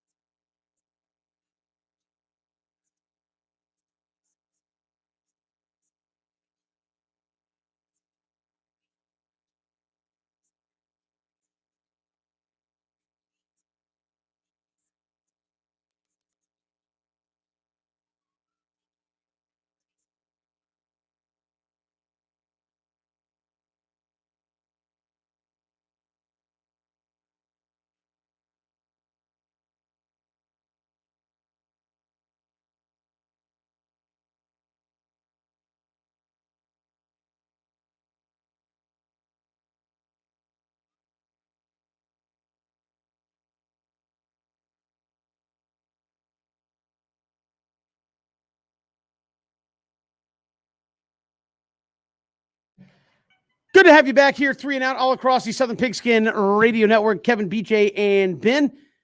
Interesting kind of things happened in the draft last night, not only with the picks, but it's kind of the reuniting of some guys, some quarterbacks, and their running backs in the draft. You had Joe Burrow getting Jamar Chase back there in Cincinnati. Tua gets Jalen Waddle back with him there in Miami. Jalen Hurts gets Devonta Smith back with him there in Philly. And Trevor Lawrence, although never really separated, gets Travis Etienne come along with him in Jacksonville. Which one of those combos do you think will be the best here in 2021 now that they are reunited on the football field? And it feels so good. Yeah, really cool. I mean, really neat storylines. Obviously you're so happy for these guys anyway, but when you talk about, reuniting kind of historic combinations, it's just an extra level. Man, I think Burrow and Chase, I mean, you look at what they did in college at LSU, just absurd. I think the potential for this passing game with the Bengals could be really special. And I think Tua and Waddle, people forget how good Jalen Waddle was before injury this past year. The numbers he was putting up, just incredible. I mean, what's neat about this, Ben, is literally every single one of the reunions have the potential to be incredibly productive. Not only are they good stories, but I think you're going to see success follow these reunions as well. I mean, I wouldn't bet against those guys, but I think it's going to be Devonta Smith and Jalen Hurts because I think both of those guys always play with a chip on their shoulder. BJ, everybody was talking about Devonta Smith being too small, and he was saying, "Look, man, we play football, man. This ain't a bodybuilding contest." He still is the reigning Heisman Trophy winner, and I think a guy like Jalen Hurts, for which he's the reason why Carson Wentz is no longer in Philadelphia, even though they did pick up Joe Flacco in the offseason. I think that duo is going to be good on a team that has a lot of young talent around it. I think Devonta Smith is going to be incredible in the slot. Now Chase and Burrow, it's going to be something to watch. Waddle in the slot, oh my God. With those Dolphins, it's going to be nice, him and Tua. But Travis Etienne, he's going to be literally doing the same thing he's been doing for the last 4 years. He's going to change locations and uniforms. I think you're talking about a safety valve. I think that's what Trevor Lawrence is going to have in a guy like Travis Etienne. But watch out for Devonta Smith and Jalen Hurts in Philly. Two guys playing with something to prove. With one guy proving he is still a franchise quarterback, with another guy proving that he can go out there and dominate without having to be 185, 200 pounds at receiver. Yeah, and you think about Etienne's production. I think it's important for people to understand this. Like, if you want a frame of reference, right, for what he's done in the passing game, the last 2 years at Clemson, Travis Etienne had 85 catches. That's the same number of catches that George Pickens had at Georgia.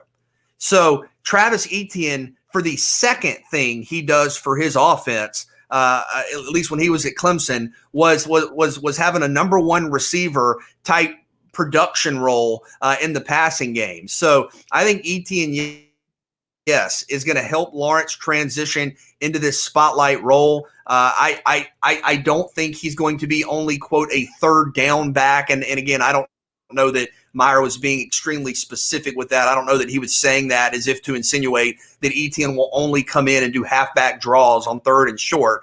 But I think all of these playmakers are going to help their respective quarterbacks, no doubt about it. I'm looking forward to it. Not to cut you off. I am looking forward to it. I just think that it's something about Devonta Smith, man. He always plays for those guys who are not going to be that big, that fast, that strong. And BJ, I think he's going to help Jalen Hurts in a Philadelphia Eagles team and a division that's wide open right now. Yeah, and again, I look at reuniting teammates. The kind of the familiar theme with that is get my quarterback somebody he's comfortable with. I know, Ben, you say a lot of times sports is about being uncomfortable, but if there are opportunities to pair guys together who have worked well in the past, makes a whole lot of sense to try to make those relationships happen again. And again, it's one of those things where you say, oh, they just did it so Tua could have Jalen Waddle again. Well, guess what? It works, right? I mean, it's not like you just brought him in to bring him in. Like, you gave him a big-time receiver, first-round talent, Trevor Lawrence.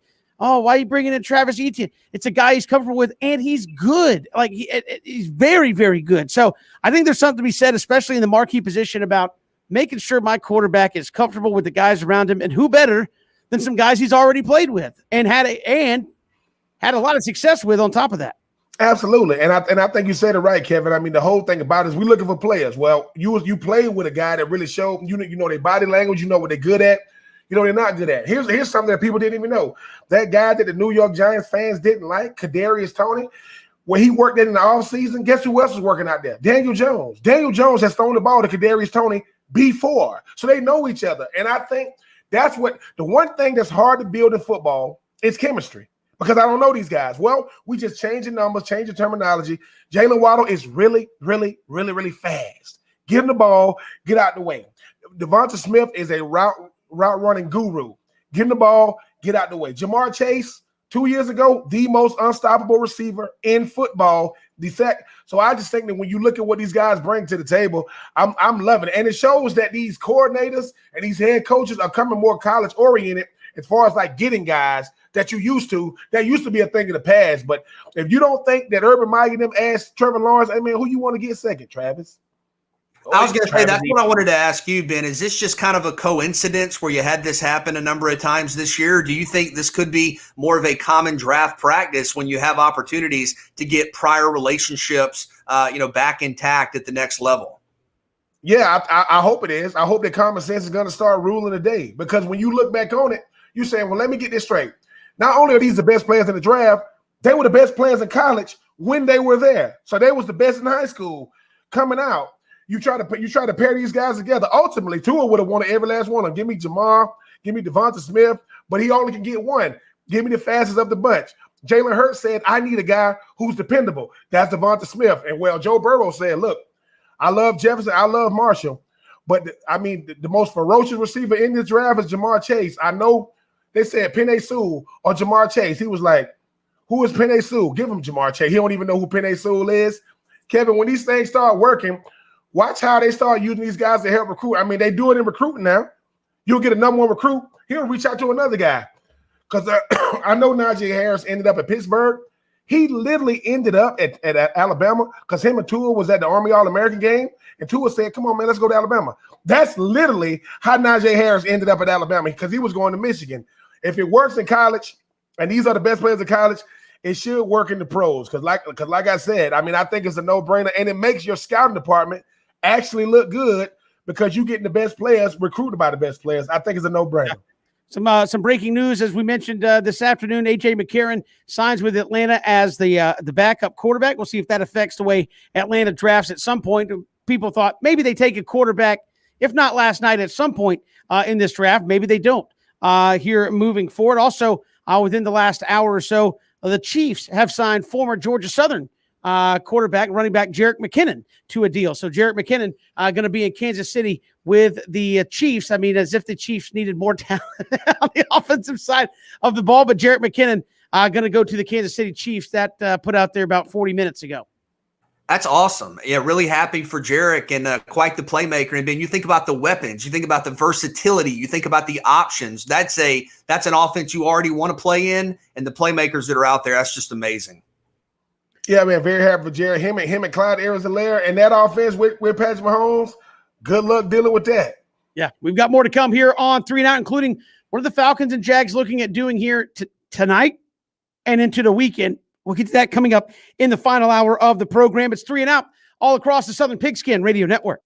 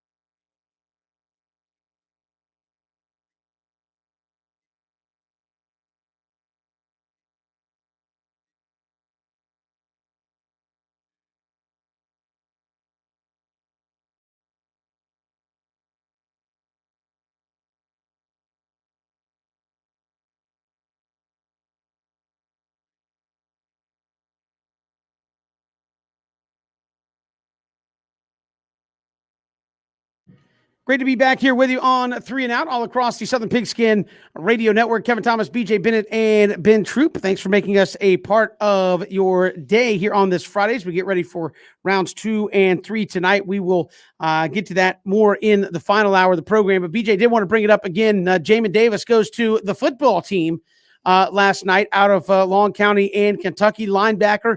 And just want to, again, give him another mention here of just going into that next out of Long County to Ludowici. I think there's only been 2 Division I signees in the history of Long County football. He's one of them, and now he's a first-round draft pick. Really good player, and so excited for him. The opportunity he has. Again, over 100 tackles last year. Was a part of a really good Kentucky defense. 3 interceptions, a pick 6. A guy that is the modern next level linebacker. When you think about every down, when you think about being able to rush the passer, being able to cover potentially tight ends, running backs in the passing game, he is. I know a lot of people in the area just so excited. A top 20 pick. You go to Washington, and I think, Ben, we were talking about it before the show. You get a chance to play behind that defensive line and kind of roam and make plays. He's in a really good situation, and just a really cool story, and somebody that's at the next level. Yeah, and that's what that Washington football defense was missing. When you talk about a playmaking linebacker, that's what they was missing. They got one of the best young defensive lines in the NFL right now. They need a guy that can go out there and roam. And BJ, Kentucky literally won some games with their defense this year. I mean, when you look at the fact that, he's a guy that can definitely go out there and get it done, rangy, fast, sideline to sideline. I keep on going back, to Devin White, and those guys in the Super Bowl. Used to be a time where I need a guy that can run and hit. No, I need a guy that can dissect plays, that can cover tight ends, cover running backs out the backfield. And it's opportunistic with the ball in their hand. I mean, Davis was a guy that was as big as he is. I mean, he pick sixes. Usually when you think of a pick 6 with a linebacker, you think, 30 yards, 20 yards. No, 70 yards, 60 yards. So I was happy for him. And once again, this is what the draft is about. I am taking nothing away from everybody that got drafted around him. But when you come from where he come from, to leave home, to then leave early, to then hear your name called, that's what it's about. Because, BJ, something you told me, when you draft them, you draft their whole family. You talking about something that's generational. You talking about being that less than 1% from a small town. That's still a small town. It's not like he come back to something different. No, he's coming back to exactly what he's left. But I saw him when he got drafted. Happy for that young man. And like I said, we be talking about steals of the draft. We can look back on this 2021 draft. Davis could be one of the steals of the draft because he wasn't a big name. He still got a big game, and the guy's a first-round pick, and that's forever happy for him.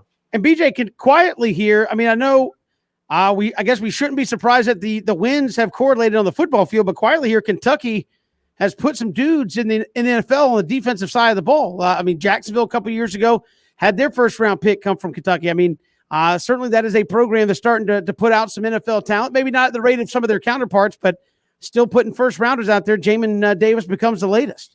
Yeah, and you think about Josh Allen, like you mentioned, going to Jacksonville. You think about Kelvin Joseph, the corner, who's probably going to go tonight out of Kentucky. And again, Jamin, you think about him and Nick Bolton, Ben. I think they're very similar in terms of speed linebackers, just instinctive, smart, active, everything you look for. So yes, so happy for him, so happy for his family, the community, and this is a guy that's going to make plays at the next level. And it is. You mentioned another Long County guy, Tariq Carpenter, out of Georgia Tech. He's got a chance probably next year, I think, to be drafted. So really cool and absolutely rooting for these guys.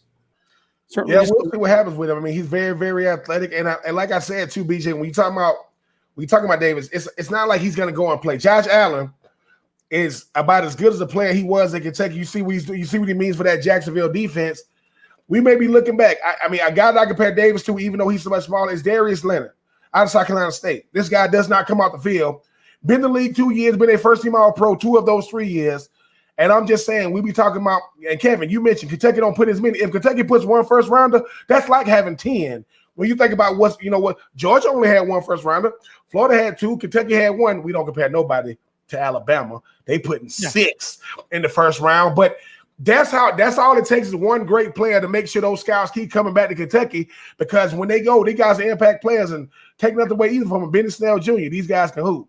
Yeah, it's certainly an excellent program there. We've got more to come coming up here on the show. We'll look at tonight's rounds for Jacksonville and Atlanta. What do they do here, rounds 2 and 3 this evening? Because obviously the first round picks are the show picks.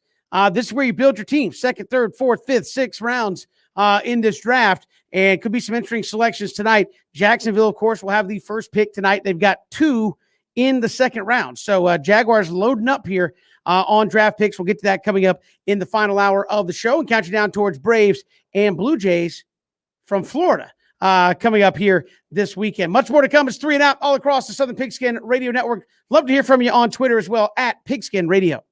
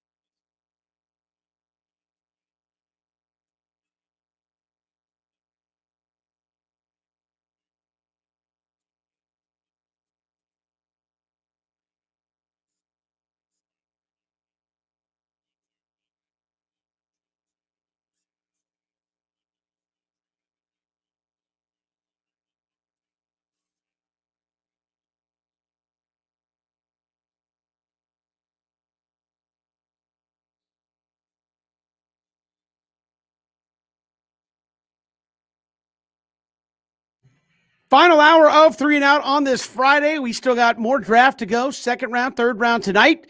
And then we finish it up on Saturday afternoon. Really looking forward to see how some of these things shape themselves out in terms of the Falcons and the Jags. We'll get to that coming up in just a minute. What should the Falcons and Jags do tonight? We'll get there in just a little bit. But let's again look back. Kyle Pitts, fellas. Obviously, that means you didn't go quarterback. Matt Ryan is your dude. A.J. McCarron signs with the Falcons today. Matt Ryan is your dude. I mean, the Falcons are going all in here for the couple of years, at least, with Matt Ryan, Ben and BJ, that he's their guy, and went out and got the best tight end you're possibly going to get in the draft from a measurable standpoint. Now, the playmaking will have to speak for itself once you get on the field, right? I mean, that he's going to have to live up to it on that end. But big signal last night by the Falcons about what they think about 2021 moving forward, Ben, because we had several guys on. It's like, well, the Falcons are going to try to do this, and then 2022, maybe 2023, they really think they could push for it all. No, they want to win now. Think about this. I mean, when you think about right now on this current roster, you got 3 guys that they said 3 things about him. I mean, when Julio Jones came out, they said this guy's generational talent. He's more than lived up to it. Matty Ice, because of who was around him, you know, I know that Glenn Dorsey was a big, everybody wanted them, right? But he's been generational. This is what you heard about Kyle Pitts. So the first 2 guys, they seem to work out pretty well. If you got a chance to get another one, you get him. I know people are going to talk about you can get a quarterback. The reason why you go Kyle Pitts, not a quarterback, is this. None of these quarterbacks that got drafted yesterday are a sure thing. None of them. You got to wait and see. You don't got to wait and see with Matty Ice. He has a pretty good resume. He's shown, and he's durable. You give him a chance to have a generational talent and tight end who is 6'6", 245, runs a 4.5, has the longest wingspan, and the best tight end prospect. I mean, Ty Mache's of the world saying this is the best tight end prospect I ever seen. Now, I say Ty Mache and not Mel Kiper because, you know, Mel Kiper said a whole bunch of stuff. But I just think that, Kevin, the reason why me and you did the rant yesterday, because it's a no-brainer. Why would you get a quarterback that's going to watch? A.J. McCarron, you just signed him. He's going to watch. He's going to do the same thing if you would have got a quarterback. You get Kyle Pitts. You add, an incredible, a red zone threat to go along with Hayden Hurst or something. You said, BJ, if you had Calvin Ridley on one side, Julio on the other side, you can have the Judge back there running back right beside Matty Ice with Hayden Hurst and Kyle Pitts. Pick your poison because you can't cover everybody, and Kyle Pitts is going to make life great. He's going to have the impact at tight end, I think, the same way Julio has at receiver. As far as like he gonna draw a crowd. Yeah, just a great pick. By the Falcons, by Fontenot and Smith. And you think about winning now. You understood the argument for a quarterback, for the right quarterback, because of where you were in the draft, but also you understand the argument clearly for a generational kind of new prototype at an important position. I mean, look at the teams that have been in the Super Bowl in recent years. Look at their tight ends: Kelsey, Gronk, Kittle. Tight ends are leading teams to success in the postseason. And Pitts may have more potential than all of them. So you understand that this is a pick that makes you better now. You understand that this is a pick that makes opposing defenses look at you and go, what do we do? You understand this is a pick that kind of reinforces the stability and the confidence in Matt Ryan. I think this is an exciting time to be a Falcons fan. Ben, I know, for you watching Kyle Pitts get to this point has to be super cool. I mean, what's going to be what's next for him? He's obviously going to be successful. What's going to determine how successful he is? Listen to Matty Ice. I mean, bottom line, the thing is, the one thing that we don't give Matty Ice enough credit for is how demanding he is on his receivers. Roddy White was not good until Matty Ice got there. He was all right with Michael Vick. He turned into a superstar.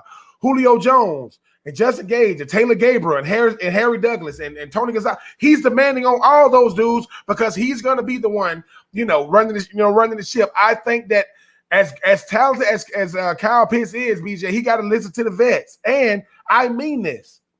What Patrick Mahomes means to the quarterback position, as far as like guys wanting to play like him, Kyle Pitts can do that for tight ends because I've never seen as much hype for a tight end. He's wearing number 8. I mean, he just happens to be coming to the league when you can wear a single-digit number. He's not switching. He's wearing number 8. I would have loved to see him in that 8-4. I'm not going to lie about it. But I just think he has that type of impact. And the thing is this, while we was wondering where everybody else was going, like you said, Kevin, you and Chris yesterday, it was a sigh of relief. Get Kyle, because that's how good of a player he is. And like I said, I mean, he's going to have to live up to the hype because going number 4 is going to be hard. But BJ, I'm just saying, I mean, I compare him to Darren Waller, like skill set, size. Guys going to be wanting to play tight end because of this guy from Florida. And I hope that he continues moving forward. I hope he doesn't get hurt because, like I said, one guy can do that. This is who I compare Kyle Pitts to, even though the hype wasn't different. When Jeremy Shockey first came into the league, Jeremy Shockey was whoop. With New York, think about it. Coming from a big team, going to a big market. Well, Kyle Pitts coming from a big team, going to a big market. He goes out there and puts on a show with that 8 on his chest. Dare I say, Kevin, you're going to have a bunch of kids trying to, eat a couple of more steak and potatoes, man, put 20 more pounds on the plate. And I love that fact because no matter what, Tony Gonzalez set the standard at the tight end position when you talk about numbers. I think Shannon Sharp, to me, is the best I've ever seen, not named Gronk. I think Gronk, Gonzalez, Kelsey, I think them guys had a baby, and his name is Kyle Pitts, and he is in Atlanta, and I think this kid going to light it up. Yeah, going to be fun to watch him play for sure, and Matt Ryan loves tight ends. I mean, everyone that's kind of been the featured tight end has had big numbers there under Matt Ryan. Speaking of living up to the hype, BJ, the pick we knew was coming was made last night by Jacksonville, Trevor Lawrence. I mean, as we've said, since he was a senior in high school, you knew he was a top-rated quarterback coming out. Even with Justin Fields, you're like, hey, this guy is destined to be the number 1 pick in a draft. And last night, it came true. And Jacksonville fans have lost their mind because now it's like he's going to win Super Bowls. We're going to be relevant. We're going to be the team that he is here to save the good name and face of the Jacksonville Jaguars. And his name is Trevor Lawrence. Can he possibly live up to all of that? I mean, is it possible he puts up good, maybe even semi-great numbers and is viewed by some as a bust if it doesn't happen there in Jacksonville, given all the pre-hype and the expectations of what he is going to do for the Jacksonville Jaguars? I mean, I don't think he can worry about that. And somehow, some way, you got to compartmentalize it, block it out, and just go out and play. I think the natural talent is there. I think the natural leadership ability is there. And I also think, even though the team was terrible last year, I mean, terrible, you're stepping into a roster that is evolving. I think you mentioned it earlier in the show, Ben. You have players 25 and younger, everywhere. When you think about DJ Shark, when you think about Laviska Shenault, Jawan Taylor, James Robinson, obviously Travis Etienne now right there with you, Josh Allen, Miles Jack, CJ Henderson. This is a team where your best players and your signature players and your foundational players should be getting better, not necessarily worse or not necessarily being on the back end of their career. This should be an exciting 2-3 year window of growth for Jacksonville at the very least. And I think Lawrence can obviously headline and be a very big, important leading part of that. He's just got to go out and play confidently. And to me, that's part of why the Etienne pick makes so much sense. I know some people don't like it and said, hey, 25, that's a value pick. You have other needs. You do have other needs. You also have a pick at 33, at 45, at 65. You have some picks coming up tonight pretty soon. But when you draft a franchise quarterback, your number 1 job is to put that franchise quarterback in a position to be successful. That's why you hear a lot of people say, get the franchise quarterback, get the tackle, get the franchise quarterback, get the tight end, get the franchise quarterback, get the receiver. Well, what a better way to make Trevor Lawrence be in a position to be successful and productive than get his best playmaker and a guy that's going to make your team better and have him right there. And I think in the NFL now you have to have 2 running backs. And I don't know that Travis Etienne is a running back specifically. Again, 85 catches the last 2 years. I think you're going to see stretches of his career in Jacksonville where he's used like Reggie Bush, where he's used like Alvin Kamara, where he's used like a Theo Riddick, where, he is catching 7-8 passes a game. And for a young quarterback, I mean, think about how many young quarterbacks have benefited from dynamic pass catching running backs over the, you think about guys like Edgerrin James and Marshall Faulk and LaDainian Tomlinson. I think you could see Etienne have that type of impact. And look, he's going to help Trevor Lawrence transition. Any big time running back helps any quarterback. When you're friends and you've won championships together and you're right there, that's only more true. So I think this was a pick with Etienne to make Jacksonville better, to make Jacksonville more of a playmaking unit, to give a home run threat to your offense, but also to help your number one overall pick be successful and be successful right away. Yeah, and the thing is about Trevor Lawrence is most guys coming to the league, they're confident. Most guys coming to the league, they're talented. Most guys coming to the league, they're gifted. Trevor Lawrence is convinced that he can do it. I mean, and why would he think otherwise? The thing is, it's almost hard to live up to the hype being the number one overall pick.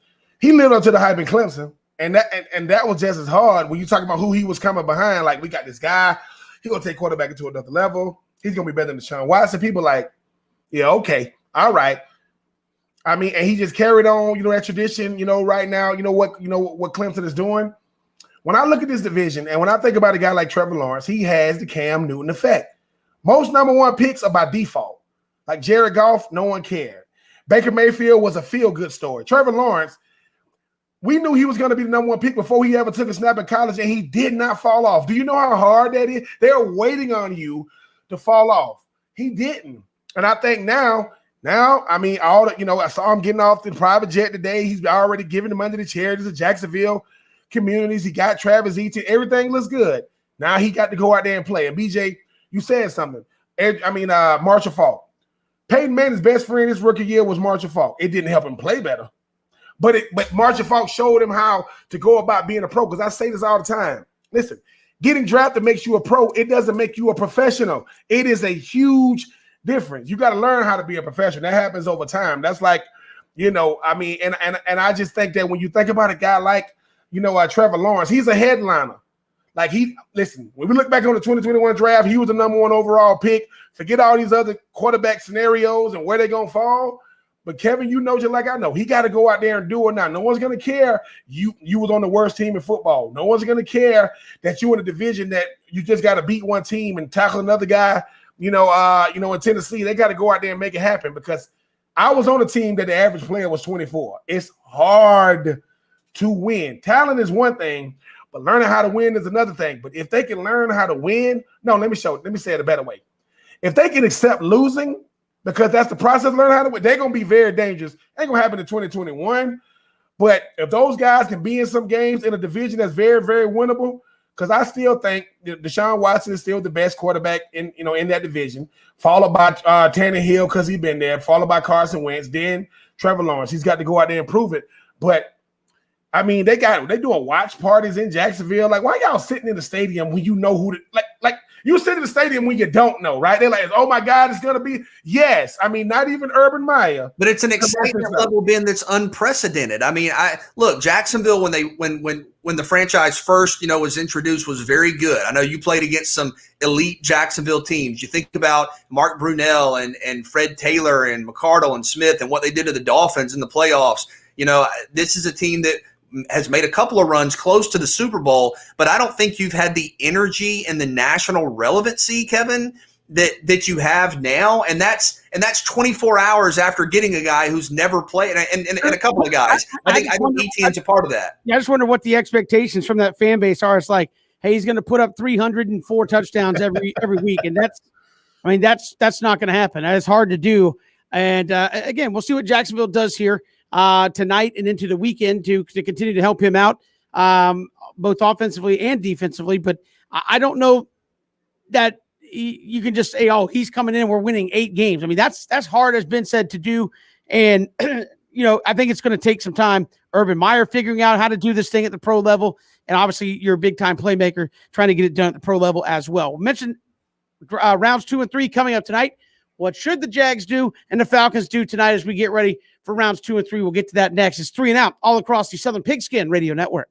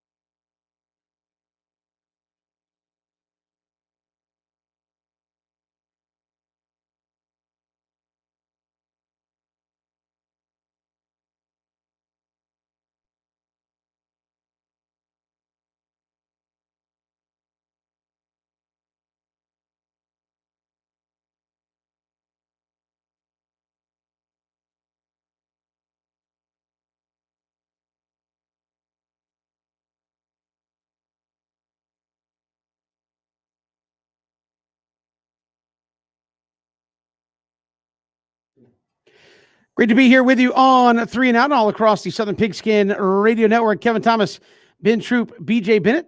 Glad you are with us here as we get ready for rounds 2 and 3 tonight. We know what the Falcons and Jags both did. Let's look at the Jags here because there is a ton of talent still left in this draft. Very deep and surprising way things went. The Jags actually have 2 third-round picks, the first pick of the second round and the 13th pick in the second round. So they'll be picking relatively quickly. Also the first pick in the third round, the Falcons with the third pick of the second round and the 4th pick in the third round. So a couple of picks here. Let's start with Jacksonville. BJ and Ben, right out the chute, they get a pick.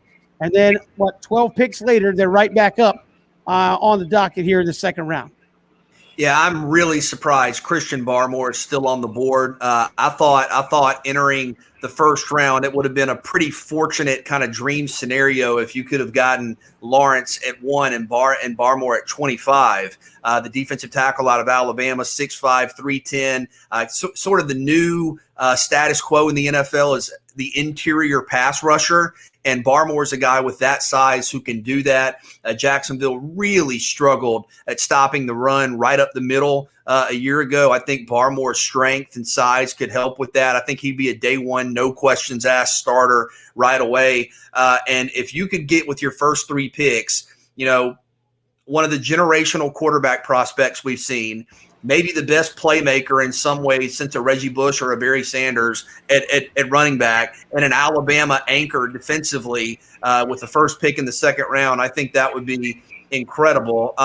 Maybe you look at a couple of the linebackers, Jeremiah Owusu-Koramoah out of Notre Dame, Nick Bolton out of Missouri. Maybe you look at one of the offensive linemen. I know Tevin Jenkins, the tackle out of Oklahoma State, is still there. Potentially Trevon Moehrig, the safety out of TCU, is really good. That's an area of need for Jacksonville. But I think the best case scenario in terms of talent and need maximization would be Christian Barmore with your first pick in the second round. And you still need, we'll see what happens with Tim Tebow. And look, man, rooting for Tim, but that was just a little unique. But I think that if you could get Pat Freiermuth with your second pick in the second round, the tight end out of Penn State, that would answer, a question you have at a position of need as well. I would go with Trevon Moehrig, BJ, at the safety position, because what happens is, I know you want to have interior D-line help, but who's going to help? He got to have somebody next to him. I know you got Josh Allen and Clavon Chason. Give me a safety that's gonna be an impact player, like off the rip. And instead of getting Pat Freiermuth, who I think is gonna be gone, give me a pass catcher, man. Get Brevin Jordan out of Miami. He's gonna be a guy that's gonna come in, catch the ball. You can always get a tight end to block. I know they got the tight end up there in Atlanta who said, "Look, I'm just a 6 lineman. I'm not gonna be out there catching the rock." But I just think that when I look at what Jacksonville can benefit from the most, they need a safety. Because you got the young corner and C.J. Henderson going to a second year. You got Griffin, coming over in free agency from Seattle. You're going to want a young safety to go through the bumps and the bruises, but understand that he's a ball hawk. Trevon Moehrig, he's a ball hawking safety that likes to come up and hit.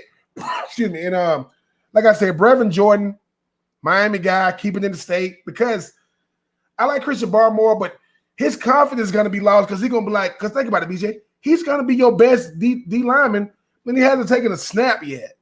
I think whenever I look at any position like this, if I have to come in and nobody can't bring me under their wing to show me the ropes, I'm going to have to learn on the fly. That's not going to be good. For me, give Trevon Moehrig, I think, your first pick in the second round, because I think he's an impact player right now who had a first round grade. A lot of people thought he was going to go first round. And like I said, Brevin Jordan, a guy he's undersized at tight end, nobody's going to be asking him to block. It's not like they've been blocking that much for those, too much down there, but I think you can always get another blocking tight end. I think that helps because you add a defensive piece, you add another guy on offense, because Freiermuth, I think he's going to be gone by that time with the first round pick. I think Brevin Jordan could be a steal of the second round. Didn't have a first round grade, but we talk about the best people coming out 3 years ago. He was the number 1 tight end in the country out of Las Vegas. So, Brevin Jordan, Trevon Moehrig, I think that'll be 2 nice pickups for the Jags in the second round. Yeah, it's going to be interesting because, as you said, BJ, if you want to protect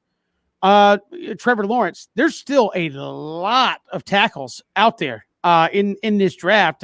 Cosme from Texas still out there. I mean, there's just so many dudes that play offensive line. It was so deep this year that if you wanted to go that route, you could probably get a pretty solid one at the first pick or your 13th pick here in round number 2. So I think it just depends on what you value. Barmore is very intriguing to me. I understand Ben's point that, but guess what? There's a lot of dudes that you're going to draft for Jacksonville right now that are going to come in as the best guy. I mean, Trevor Lawrence is the best quarterback, and I know that Robinson was Pro Bowl talent last year at running back, but I'm sure Etienne is probably not that far off. One is an undrafted free agent, had a great year last year. The other is a stud at running back, so he's probably not far off in that backfield. Barmore to me would be interesting. Then that second pick, if Moehrig is there, that makes sense, but I would also probably say get me a young tackle that I feel like can help protect my quarterback, who I envision being the starter for the next 15 years of this franchise. Let's make sure we don't, Joe Burrow this young kid, or, David Carr, where you're getting hit so much you don't have a chance in of making it 17 games, because it's every time you drop back, you're hoping you don't take that hit. So if I'm Jacksonville, if it's me, I go Barmore and then look offensive line. Although Freiermuth is interesting, BJ, I think he could be gone before you get there as well. What about the Falcons? Obviously, it's been a while. They took the tight end and Kyle Pitts. This is a team with many needs, and you only got 1 second rounder, 1 third rounder. What are you trying to get done tonight if you're the Atlanta Falcons? And these are important picks. The Kyle Pitts pick was an A+, was a home run, but these are important as well. And you do have needs, and I think you want to try to hybrid need versus value. You hear some people say, hey, after the first round, just get best player available. Well, you have some glaring needs. You need help in the secondary. You need help at edge rusher. I think you need help at center. And to me, I think Landon Dickerson, if he's there to replace Alex Mack, would make a lot of sense. And Dickerson not only is, a first-round graded center, but also has played guard and tackle during his career. So is a guy that can play multiple positions, even if, he doesn't come in and start right away at center. Maybe Asante Samuel Jr. At corner would probably come in and I think compete for your number 1 corner spot. I think that would make sense. That's where you're looking second round. Maybe Trey Smith, the guard out of Tennessee, potentially interior offensive line. But I think you're looking at interior offensive line, edge, or secondary. And I would probably go interior offensive line 1, secondary 2, edge 3 at this point, just given the way the draft has unfolded. I think Landon Dickerson would be a perfect pick, because with everybody we talking about replacing, it's going to be hard to replace the production of Alex Mack and what he meant to that offensive line. BJ, I'll stay with DBs, but I want to have a guy that's versatile. I'll go with Israel Mukuamu from USC, because he's so big. He could play at corner, but what happens when you got to go to that nickel package? You can slide it back to the safety position, and you cannot coach height. I think he's all 6'3", 6'4", and you go. And I just think that when it comes to Atlanta, you got to have guys that are versatile. Landon Dickerson gonna make it so that you can play and plug guys different ways on the offensive line. Listen, centers can play guards. Guards can't play center well. It's different when you got to put that ball, get the ball to the quarterback. And I think Mukuamu is a guy that provides versatility. He wants to play corner, has a build of like Richard Sherman, but I think that he's built to play safety, and he provides versatility on a defense that, AJ Terrell, don't remember him doing that showed some flashes last year. And whenever you can get SEC talent in the second and third round to have first round grades, it's only going to help your team, because once again, D-line help is going to really, really hurt. And who do you get that's going to make your D-line better?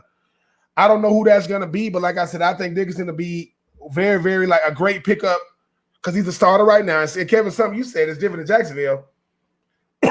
Whoever Jacksonville get is going to contribute. Whoever Atlanta get has to.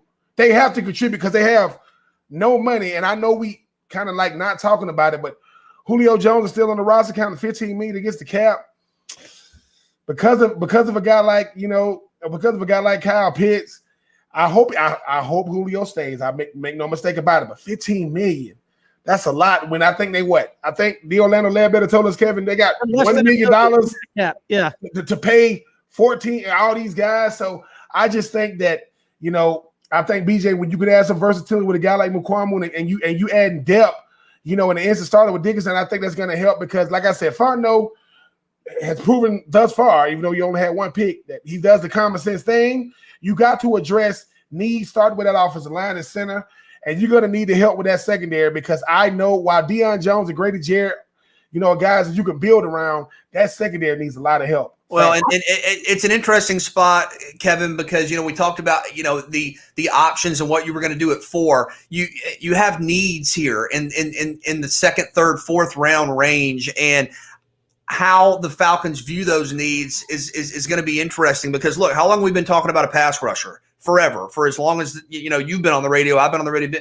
So, is there a pass rusher? Is it Joe Asai? Is it Carlos Basham? Is there a pass rusher you feel like you can take at the top of the second round, or do you feel like maybe some of those guys might be there in the third round, but you need help clearly at edge rusher, the interior of the offensive line, and at cornerback and safety both? Yeah. I mean, you guys are going to think I've lost my mind, quite frankly, because when I look at what the Falcons are doing, I don't see elite DNs out there right now, so I'm not going to reach for one. I agree with you on the Landon Dickerson. I think because of the versatility, because of where he played, but he could be center, he could be guard. I think you're looking for that guy to step in and replace Alex Mack that can be the center for a while. I think that's a fantastic pick if you can get him there with the third pick in the second round tonight. So they're a spot up from where they picked last night. So it'll be Jacksonville. If they go Barmore, that maybe keeps some things in play for you. And I believe the Jets are number 2 again, if I'm not mistaken. They already went offensive line in the first round last night. I think that means probably got a good shot at getting him, and he's the guy that had first round grade on it. Here's where you guys might think I've gone crazy because I don't think there's going to be a run on the position to get you to 3 in the third round, and all the talent's going to be gone.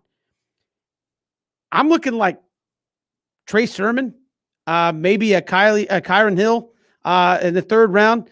Both running backs at North Carolina are still out there on the board. I go running back because, again, you brought in a free agent. You got Ito Smith. I mean, this offense was on, big time go when you had Devonta Freeman. So to me, third round, you can still get a great running back in this draft. I give you the offensive lineman. You got the tight end. Now you got to cover guys, and we can gut you with this running back we just brought in here in the third round. So I know defense, and typically I'm a defensive guy. I even told Christian before the show, like, maybe I'm losing my mind to say the Falcons need so much help on defense, and I'm advocating offense in this draft. But I really think that's where they go. Second round, give me the offensive lineman. Third round, go get you a running back that can be a part of this offense, and worry about the defense later. This sounds ridiculous, and even saying it out loud, I'm like, I sound like an idiot, but I really think that's where the value is for the Falcons right now. Go get the lineman. Go get you a running back tonight in the second and third round. Yeah, I mean, I think you got to get it back. I agree. I like Khalil Herbert. I like Kylan Hill. I like Trey Sermon. I like the North Carolina guys. To me, I think you can't overlook the secondary. I think you make a fair point about the edge rushers, that there may not be a true kind of late first, early second round edge rusher out there when you're picking a couple of spots in, and predicting, who's going to be available in the third round is impossible. You don't know who's going to be there. I think that makes sense. But to me, if you go offensive line, which I think Dickerson would be a great fit, you can't forget about the secondary. You just have so many questions at corner and safety. And keep in mind, we're in an era in the NFL where teams are throwing the ball 40 times a game. I think tonight you have to address the secondary in some regard. Yeah, we'll see what happens. I just think that I do agree with something that Kevin said when you talk about go out there and get you a running back. Let's face it, no matter who the Falcons get on defense, they're gonna have to outscore people. I mean, these games would come down to 38-31, or 28-27, or things like that. Because BJ, I mean, something we ain't talking about. This could come down to the second year development of Marlon Davidson. Like, how well has he gone from one year to the next? Because interior D linemen are definitely helping these outside pass rushers. You look at what Vita Vea, and Dominican Sue do for those guys down there in Tampa when you talk about Shaq Barrett and JPP. So if Marlon Davidson can make a quantum leap in year 2, he's probably going to have to. You might, because no matter what DN or pass rusher they bring in, they're going to have to develop them. and that's not something that's going to be on their side when you're talking about a young D line, you know, that's still trying to figure out how to get to the quarterback consistently. So it's going to be fun. Round 2 and round 3, still plenty of great players to be gotten out there in the draft. We'll come back. A lot to get to here on the show still as we count you down towards Braves and Blue Jays. It's 3 and Out all across the Southern Pigskin Radio Network.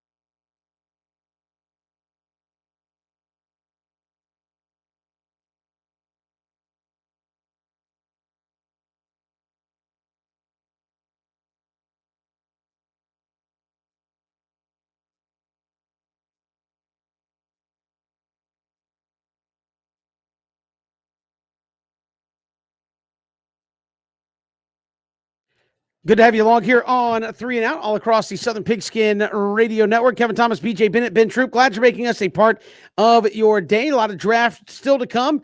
A lot of draft intrigue out there, including the news today from Mark Schlereth earlier today, saying on a Denver radio station he thought that a trade was all but done on Denver's side to get Aaron Rodgers to come there. Now you have reports coming out that maybe Aaron Rodgers is just going to say, you know what, I'm just going to straight up retire and not play.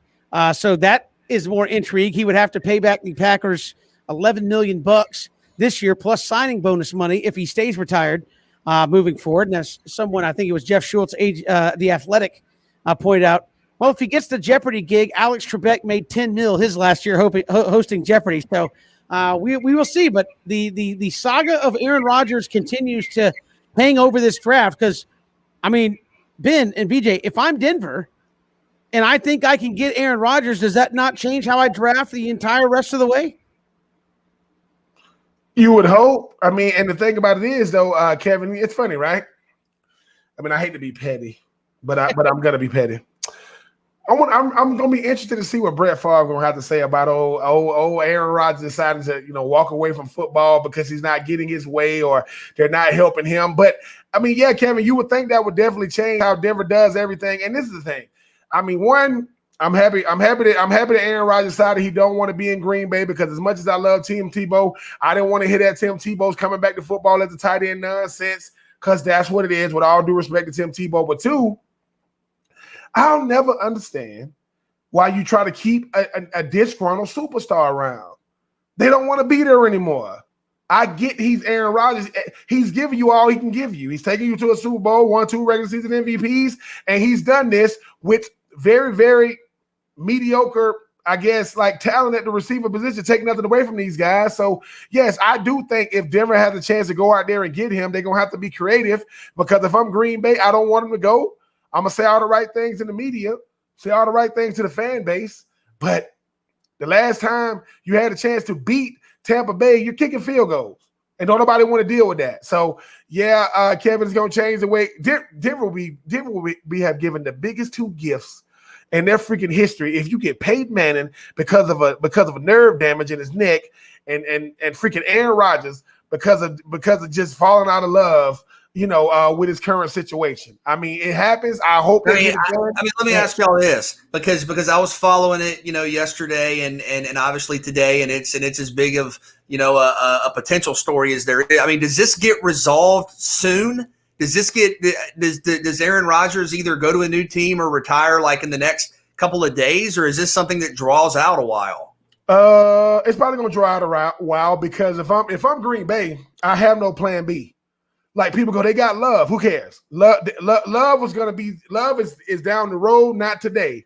And the thing about it is this is when I know it's real. This is what we do now. Breaking news comes out. Hey man, go to Twitter and make sure check Adam Schefter to make sure it's real. It's real. Then there are reports coming out saying that Aaron Rodgers is calling his teammates, aka Devontae Adams, saying I'm not coming back.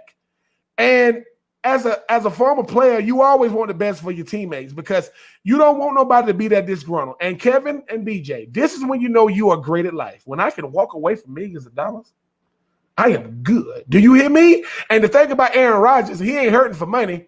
And Alex Trebek, may he rest in peace. If he got $10 million, and Tony Romo is the highest paid, doing what he does, Aaron Rodgers will be like, I want $20 million. Done. What are they going to do? Tell him no? He was really, really good. Listen, Joe Buck, I love you. But if it comes down to Joe Buck and Aaron Rodgers on Jeopardy, they're going to go with Aaron Rodgers. I mean, just for ratings. But if you Green Bay, it's how you handle this. Because Love is looking. He is the future. They just ain't know the future was going to happen in 2021. And this will be the first time, if I'm not mistaken, that, well, no. This will be the third time. If a reigning MVP retires after that season, this will be the third time it's happened. But he might Barry Sanders this thing. He might, when you look at the fact that Barry Sanders didn't come back because he didn't want to play for that franchise no more. Calvin Johnson didn't come back. Dare I say Green Bay might be starting a bad tradition? I don't want to be with y'all. Well, we going to make – and let me tell y'all this. He going to pay back the money.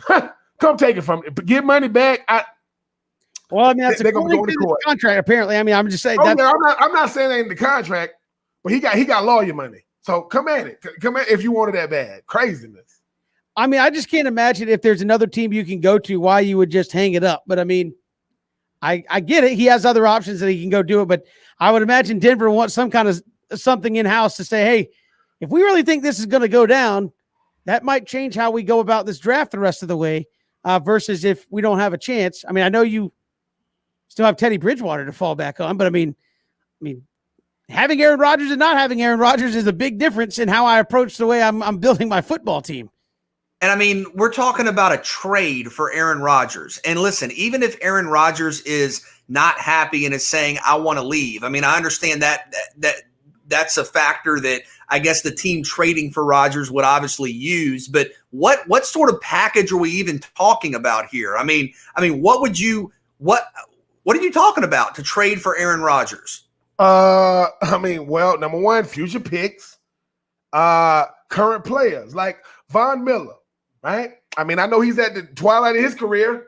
I mean, I'm pretty sure Green Bay wouldn't mind getting a future Hall of Famer, you know. And then you're talking about future first rounders because I think they said he could count like $38 million towards now. And they was trying to give him an extension, and he didn't want it, which means if Dak Prescott got 4 years or whatever he got, they probably told Aaron Rodgers, man, we give you $400 million 2 years. I don't know what they told him, but this is bigger than the money. This comes down to Aaron Rodgers don't think they respect him. Why won't y'all give me offensive help? Because I keep winning MVPs? That doesn't, but y'all make life harder for me. And these head coaches, him and LaFleur, who knows, they might not get along either. And once again, we're not talking about a guy that's, I don't know, 30 years old. Aaron Rodgers, what, 36, 37? Every time we go to the draft, you're going to see two things. Aaron Rodgers failed to number. You're going to see that every single – Aaron Rodgers ain't played football for 3 years. Yeah. So he still got a lot of football left. But if a disgruntled superstar at quarterback says he don't want to play, I think you want to move on.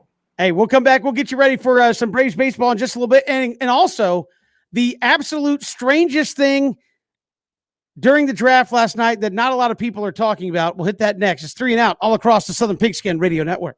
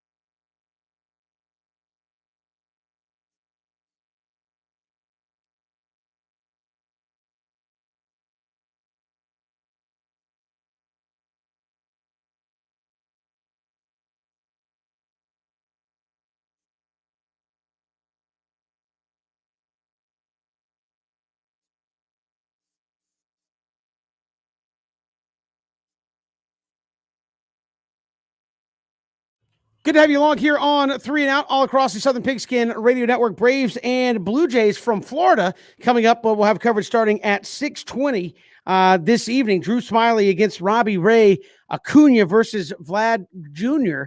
Going to be a heck of a matchup there in South Florida. Braves put Mike Soroka on the 60-day IL today. That's retroactive, so apparently he can come back sooner. It's not a full 60 days from today. So some breaking news there with the Braves. But guys, we have about a minute and a half. Strangest thing I saw at the draft last night or during the draft, Trevor Lawrence goes number 1, and world-renowned South Carolina Gamecock fan Darius Rucker, Hootie, is at the draft party for Trevor Lawrence. What? Like, what's going on? And I found out he is involved with the agency that's representing Trevor Lawrence, but still, you're Darius Rucker. You're like Mr. South Carolina Gamecock at the Clemson quarterback's draft party. What's going on? As if to say he can't represent him without being at the draft party. Get out of here, Darius Rucker, with that nonsense. Listen, if Darius Rucker put on a Jaguar shirt, BJ let the fakeness begin. Just like BJ getting it. It must have been laundry day all last year, but BJ's already on that nonsense. Here comes Saxonville again. Here we go. I haven't said anything other than the fact that, hey, people are excited. There's it. Look, man, it's Lawrence, it's Etienne. I'm just saying we got a couple picks coming up in just a little bit. That's all I'm saying. I mean, because of Trevor Lawrence, though, before we get out of here, are you gonna grow your hair out like Trevor Lawrence?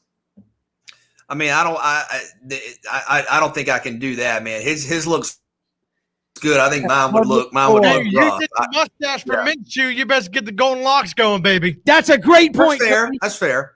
That is a great point. Grew out the mustache for Gardner Minshew. It's the least you can do for Trevor to grow it out there for Jacksonville. But draft rounds 2 and 3 coming up later tonight. We'll see what the Falcons and Jags do tonight, obviously tomorrow, and have more reaction to that coming up on Monday. A lot of times the intrigue is greater in those 2nd, 3rd, 4th, 5th, 6th, 7th rounds than sometimes it is in the first round with "what are you doing?"